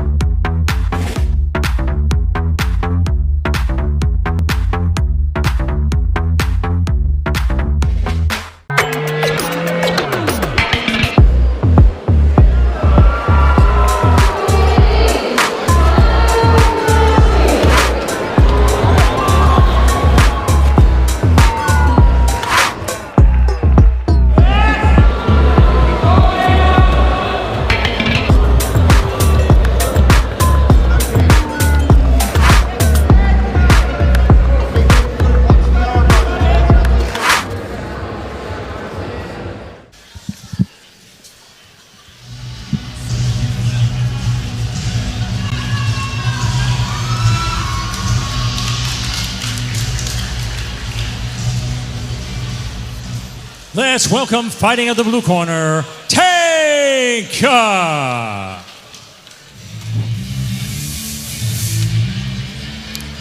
Well, Nata Tanka makes his way to the mat here, originally from Brazil. Now lives stateside, representing Atos Jiu-Jitsu HQ. He's got 2 World Championships, 2 European Championships, 6 times Pan American champion, and he's won Brasileiras a couple of times as well. So this is going to be a very, very tough match for the local man, Mark Hibbard.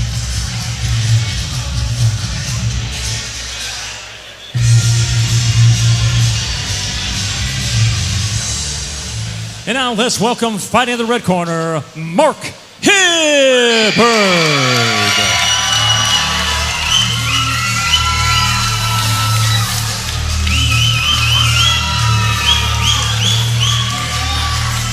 So Mark Hibbard makes his way to the mat.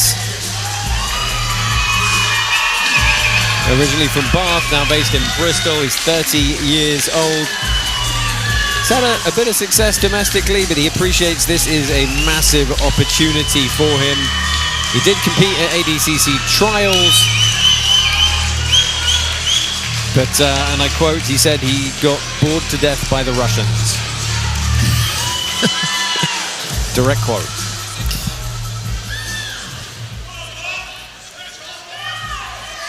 Let's get the action started. Our next bout is in the heavyweight division. Introducing first, fighting out of the blue corner. He stands 6 feet 2 inches tall, official weight 99 kilos. Representing Atos HQ from Brazil. Let's welcome corner. He stands 6 feet tall, official weight 104 kilos. Representing RR Brazilian Academy from the United Kingdom, introducing Mark Hibbard.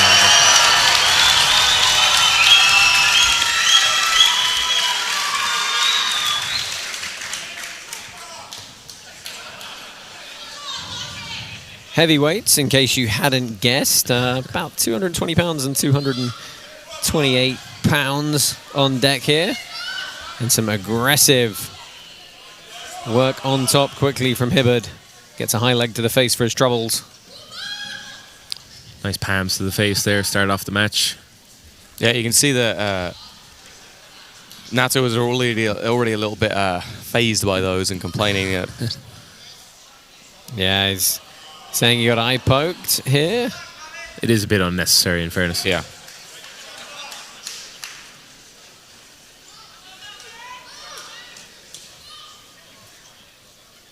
Let's see if we can get a replay of that. Here we go. Well, tough to tell. Could have been the right thumb. I just wonder what the strategy is with that. Is it just to I think it's just annoy your opponent as much as you can get away with? Exactly. Hope they overexpose themselves. And I think he just wants to make it rough and scrappy. Dirty match. Yeah. I think that's the best option. You know, Nata's obviously got a lot of experience, probably more experience or a lot more experience than Mark. If he goes technique for technique, might not go his way. Well, that has definitely changed the pace of this one. Let's see if it affects Hibbard at all, or if he just goes straight back to the well on it. Looks like he's being a bit more disciplined about going towards the top of the head now, which is good.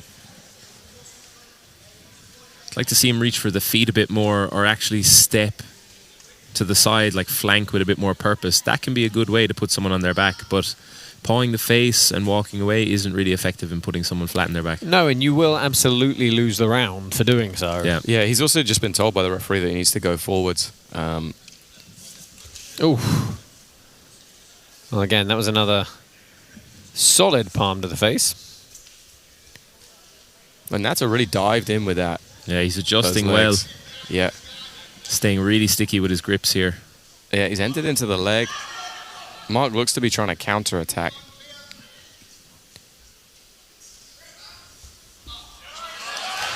Well, got very good head position there. It was almost another strike, but he got right to the solar plexus with it. Stayed very low. This is going to be a good test of composure for Tenka, see if he can... I mean, like, if you fight enough for competitions, this is just par for the course. For sure. Like, you get clocked, head-butted, punched, eye-poked. It just happens. Great thing to do if someone is pawing in your face like this. Try and grip the hand they're pawing you with and use that to just pull yourself underneath. Yeah. Now he has a bit more control. Let's see what type of guard he chooses against someone. He kind of knows now the way Mark is responding and the type of game that he's showing. Let's see what guard Nata on the bottom chooses and how he goes about it. Yeah, he's kind of lassoed the top side there. I mean, but Mark is not going forwards. Like, he's not doing anything to pressure in. And I really wouldn't be surprised if he gets a warning soon, because he's not doing... So how can he stop him from running away? Or at least use it to his own advantage? Well, he is getting a warning from the referee here that he has to engage and have some intention to grapple here. Putting Nata on his back is fine, but then you've got to keep going forwards, right? You can't just pull back out. You can't just hang back. You should also have some ways on the bottom of not letting someone run away. You know, it's a shame to have to rely on the referee forcing someone to walk forward. Yeah. I mean, that was not a bad attack, in all honesty. Yeah, it's going to count as a sweep.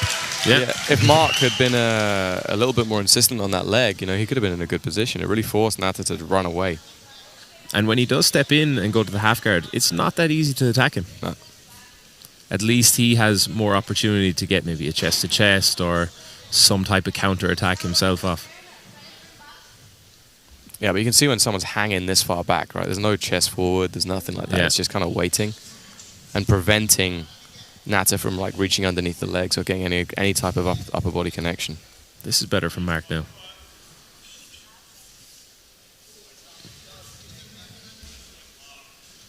Yeah, I mean, he needs to keep this kind of pressure going. Yeah. It's easy to blame Mark for backing off, but at the same time, you do want the bottom player have a bit of control. Don't let the person just go in and out at will like that. Yeah, I mean, Nata is going forwards, though. Like, he's not just sat in the center of the mat. Like, he's trying to scoot towards Mark, and he's throwing his hooks forwards towards him as well. Yeah. It's easier said than done, obviously, when you've someone as big and strong as that. Yeah, I think the only thing that he might like attempt to do is maybe go shin on shin and reaching towards the leg rather than just going supine immediately. We saw that Kiss the Dragon when he underhooked the inside leg and spun. But now Mark's aware of that. He's just putting the knees flat in the mat. Well, again, Hibbard disengages. I think it's going to take something like that. Yeah. Reverse De La Hiva, Kiss the Dragon. It just lets you stay really stuck to the person. Yeah, and here we go now. Let's see, can he stay sticky and connected to some other attacks? Oh, he does do a good job of coming up on top, though, with the leg control. And he's going to look to pass and counter now.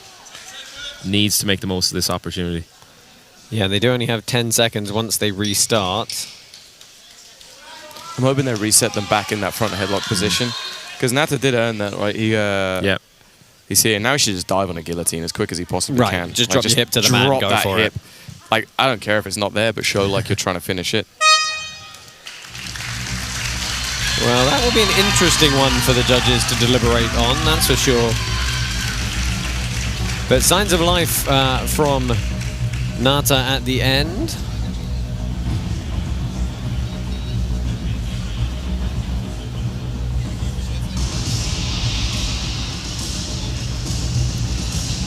A lot of controlling palms to the face. A couple of little leg exchanges here and there. And strictly speaking, they did both earn a sweep apiece. Oh, technically, Nata got two. He came up from the bottom, got up behind the hips. Yeah. The winner of round number one, corner, Sarah Galvao. She is, of course, up for the vacant women's bantamweight title a little bit later.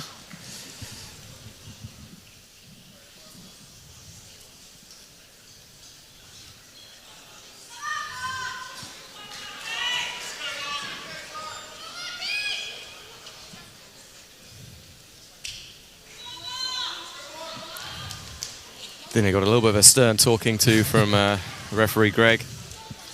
Let's see, does it make any difference? Yeah. The problem is when you felt the other person's game, you just won't let yourself get submitted or get caught up in anything. You just try to rip out of it again at the end of the day. And as we see the sweat start to glisten a little bit now, it is, of course, very hot here in the UK and the venue itself right now. We should mention, of course, you can see with the graphics on your screen, Nata in the blue corner taking the first period. So I don't expect a huge change of game plan from him. Yeah, he's trying to use that reverse De La Riva and just stack as many grips as he can on that leg. Yeah, it looked like he's trying to go full sweep for a second, but Mark pulled out again. It is very frustrating when all the other person wants to do is rip out of things. Yeah. This is going to get even harder as well, the more sweaty that they get. Looked like Mark was trying to backstep over the top of the leg then, the way that he presented his hip. Could see a false reap coming here.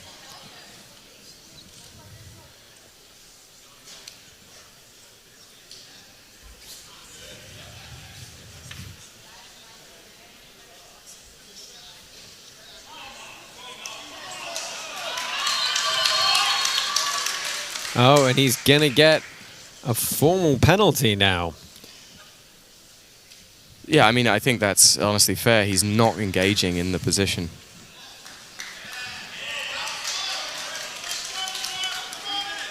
Well, I'm sure as soon as they make a grip, Nata will sit back down again. There you go.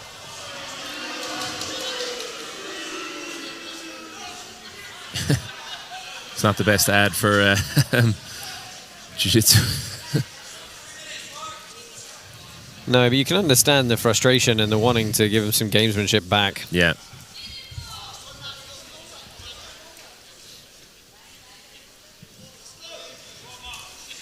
I think the big problem is that just Mark's so reluctant to engage anything and go forwards. There's so much circling around the side and then pushing on the head, but there's no... Here we go. Yeah, and he can, you know, in these scrambles, he's been able to wrestle back up. Yeah. A couple of times. He hasn't been in a massive amount of danger at any point, so you'd think that would encourage him to perhaps take a few more chances, knowing he's down on the scorecards.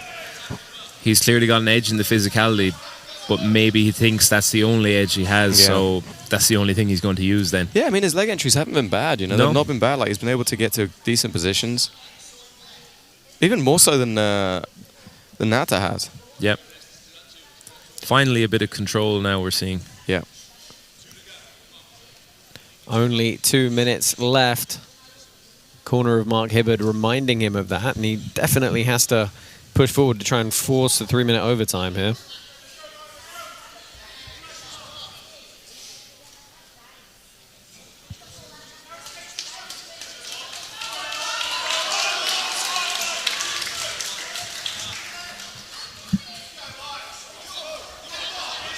Mark should have just continued the pressure there. He was already split the legs. He was inside. Especially coming into the last minute. Getting tired isn't as much of a concern as it was maybe at the beginning of the match. Yeah, I mean, he's going to lose the round. Well, he's going to lose the match regardless, right? Even if he wins this round. Yeah, this is one of those situations where you just hope the athlete says, you know what, I just need to go for it. Just need to empty everything. Yeah. But it doesn't look like we're going to see it. Still a minute left. The other is Nata could engage more as well. Like, he's not standing up. He's not combining the wrestling. He's not really trying to pull in towards the legs. Yeah, he's almost more threatened of Mark's passing than he should be. Yeah. Yeah, I mean, the danger from Mark at the moment has come from his leg entanglements, not from his passing. He is looking for them again.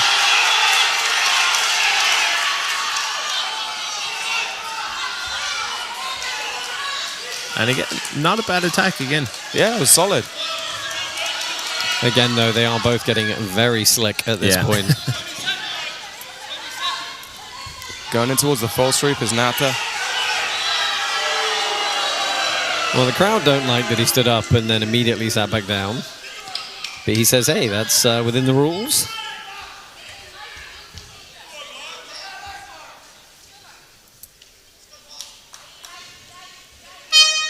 Well, time has expired here. Some big deep breaths from Hibbard. Frustrating match, I think, for everybody involved.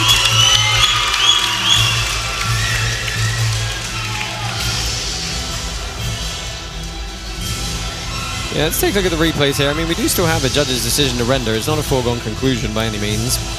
Yeah, a bit more effective at the beginning of that round for Nada. He was able to control, use the reverse De La Riva to spin. But then as the round went on, he almost just accepted that he had the match won. Yeah. Mark had a few more nice attacks, but still not enough to do anything meaningful. I actually think without that point deduction, I think probably Mark would have won that round. So as well, yeah. Ladies and gentlemen, we go to the judges' scorecards, and they see it for your winner, Tanka.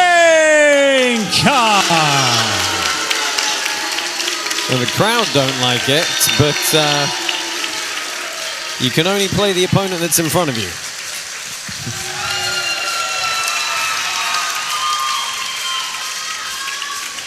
Final thoughts on that bout, gents? Frustrating match overall. Would have liked to see a bit more jiu-jitsu from both men, to be honest.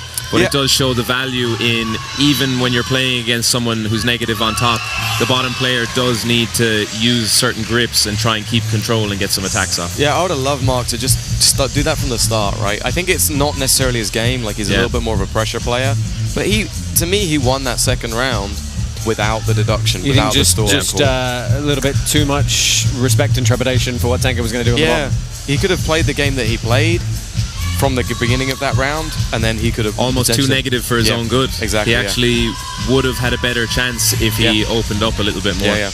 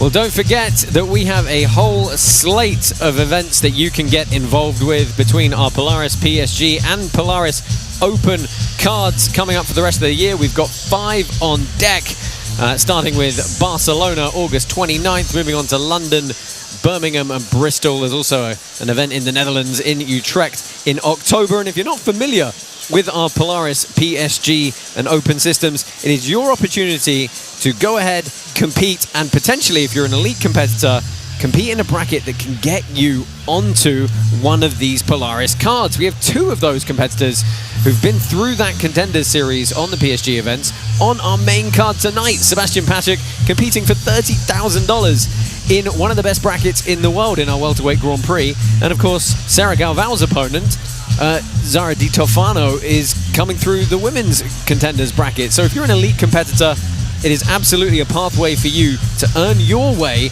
onto the undercard or potentially a main card. But folks, that's not all. You also have brackets for every age, weight class, sex that can be put together. You can come and compete on our Polaris cards. Guys, the system is great. Yeah, I mean, I think it's a great thing that they're doing from Polaris. We've already seen it tonight. We've had, what, 4 or 5 people who have come from the PSG circuit and come onto the main card. So this is one of the best ways to get on Polaris's radar and get onto the big show. Oh, sorry, I was going to say it's nice to see it spread around Europe as well. Getting outside the UK, Barcelona, the Netherlands, for example. There's a lot of competitors there that are very high level, but you mightn't get exposed to them as much as you would some of the UK competitors. Yeah, I think the cool thing as well from this is that you can do your own division. So, like, let's say you're a blue belt and you just want to test yourself out in the qualifying competitions. You can jump into those too. That's a very, very competitors as well. Yeah, and if you're not inclined to put yourself on the line like that, hey, you get to compete in your own division, all ages, all abilities, and then you get to watch some of the elite competitors who you will absolutely be seeing on the main cards later on. So do go ahead, check out our Polaris PSG and Polaris Opens. You can scan the QR code on your screen now, or head over to Smooth Comp, or follow any of our Polaris social media channels for entry information. 2 events coming up next month in August: Barcelona, August 29th, and London, August 30th. Right. We have one more bout coming your way. Let's go ahead and meet our final 2 competitors on our Polaris Prelims.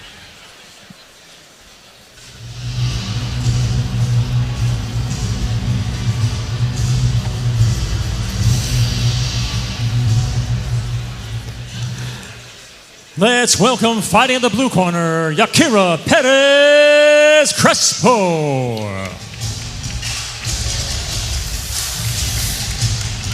So time for main event of our undercard here, live and free on YouTube.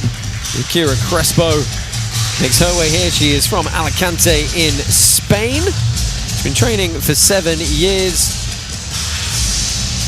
Has won medals at IBJJF Nogi Euros as a brown belt, and ADCC Spain as well. Her first time here on Polaris though.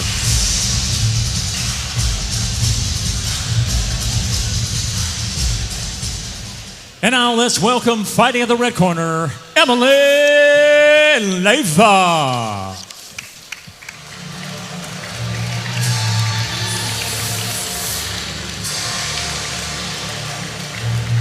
Emily Leiva makes her way to the mat.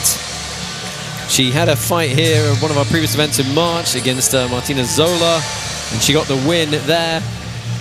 She does represent Atos HQ in San Diego. Full-time jiu-jitsu athlete, training for 14 years. Just 19 years old, but she won Worlds, I believe, this year as well. And she's also won Nogi Worlds and Nogi Pans. So, incredibly accomplished so far. Yeah, let's see if she can impose her game. We saw in the match before this big experience gap as well, but it didn't really show in terms of what happened on the mat. So let's see what happens now.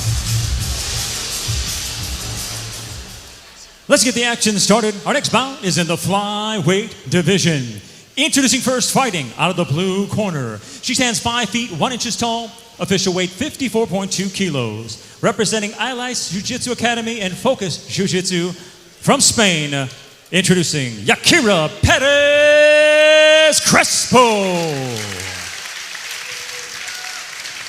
And now let's welcome her opponent, fighting out of the red corner. She stands 5 feet 1 inches tall, official weight 54.9 kilos. Representing Atos Jiu-Jitsu from the United States, introducing Emily Leiva.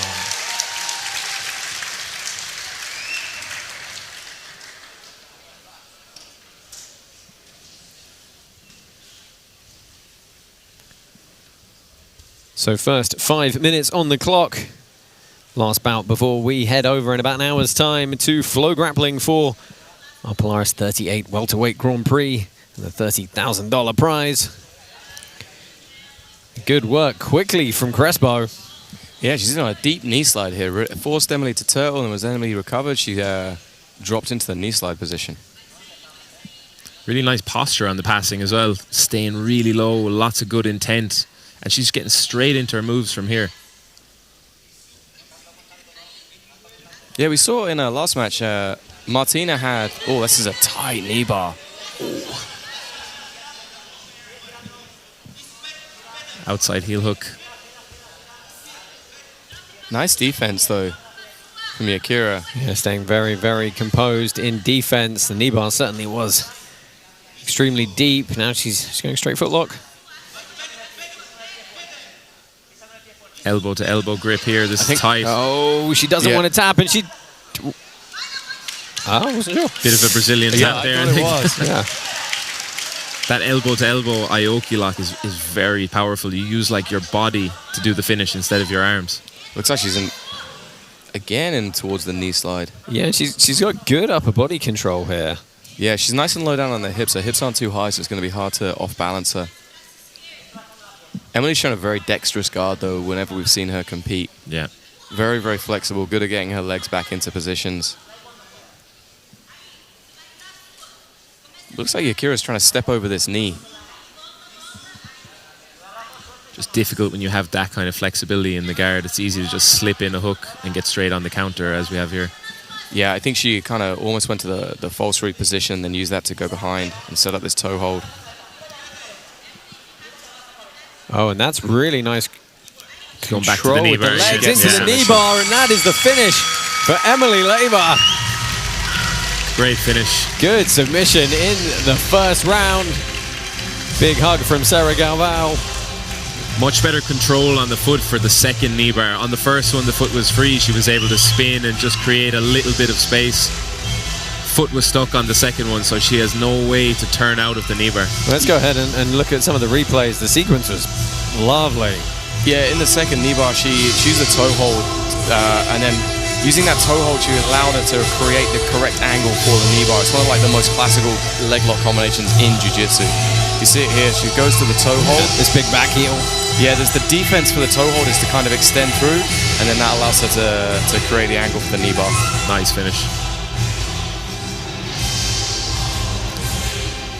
Ladies and gentlemen, your winner by tap out due to a knee bar submission, Emily Leyva.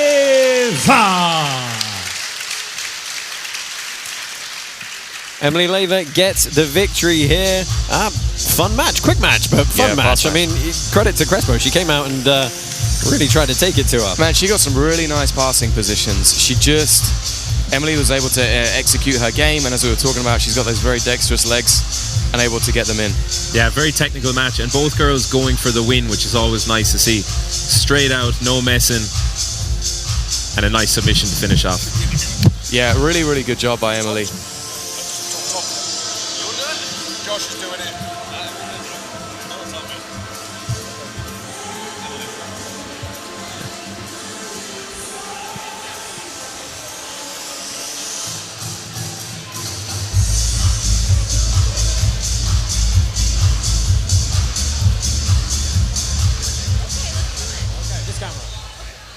I'm here with our winner, Emily Leyva.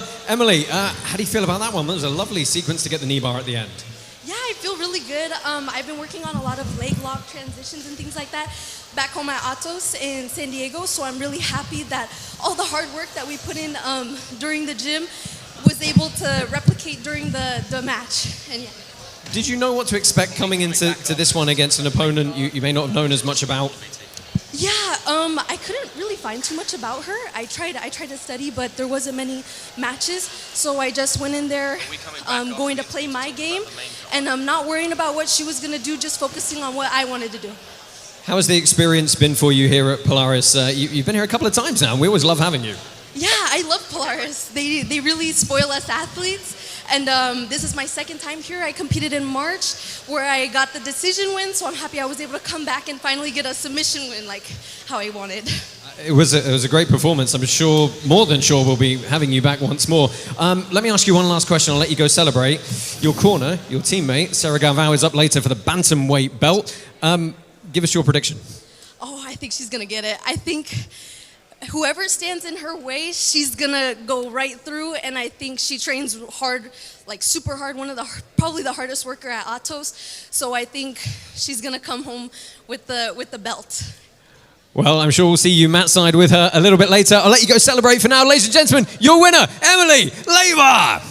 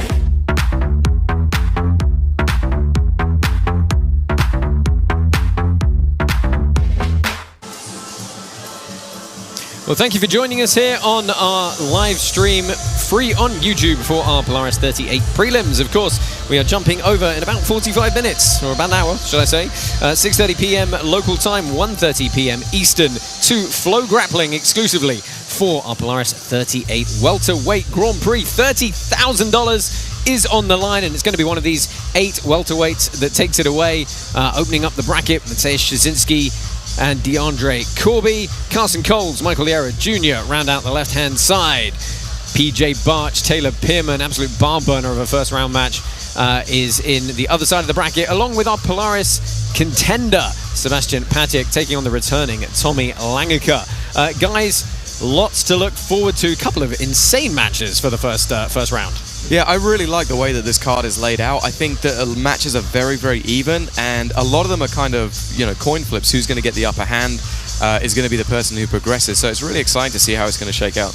Tom, the number 1 and number 2 seeds, most people considering Szczecinski and Barch, of course, the reigning welterweight champion and the reigning welterweight Grand Prix champion.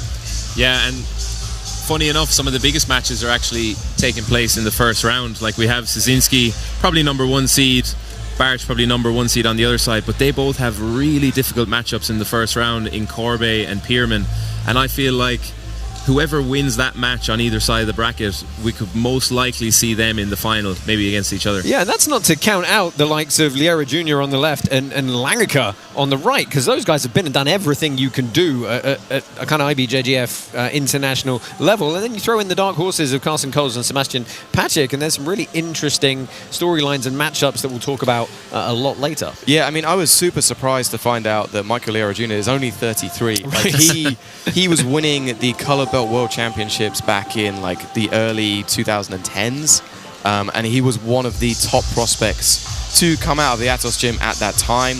He's kind of taken a step back recently from competing so much because he was opening up his own gym, but he recently got back in, placed 3rd at West Coast Trials, and that is a tough division to win. It's going to be really exciting to see him in this format and see how he goes against Carson as well, because Carson's on a meteoric rise at the moment in the UK.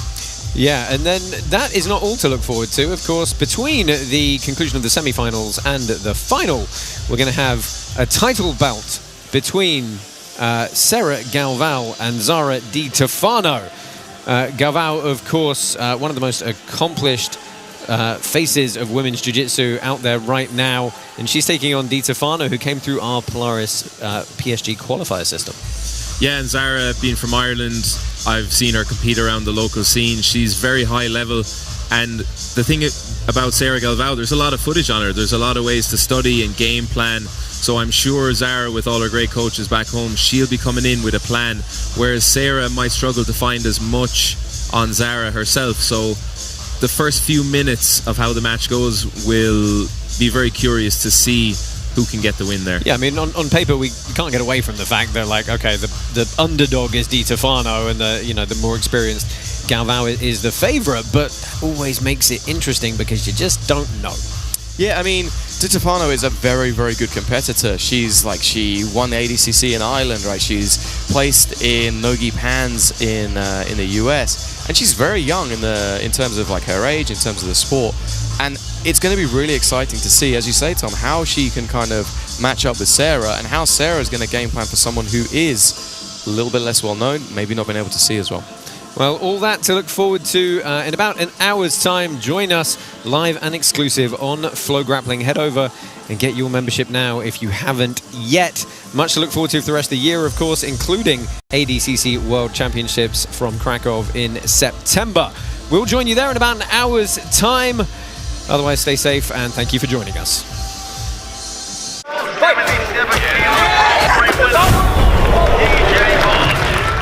Grand Prix winner PJ Barch returns. And this time,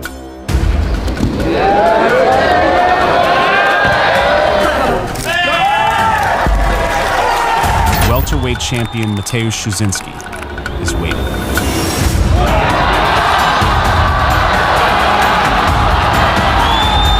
Along with the best 170-pound grapplers in the world.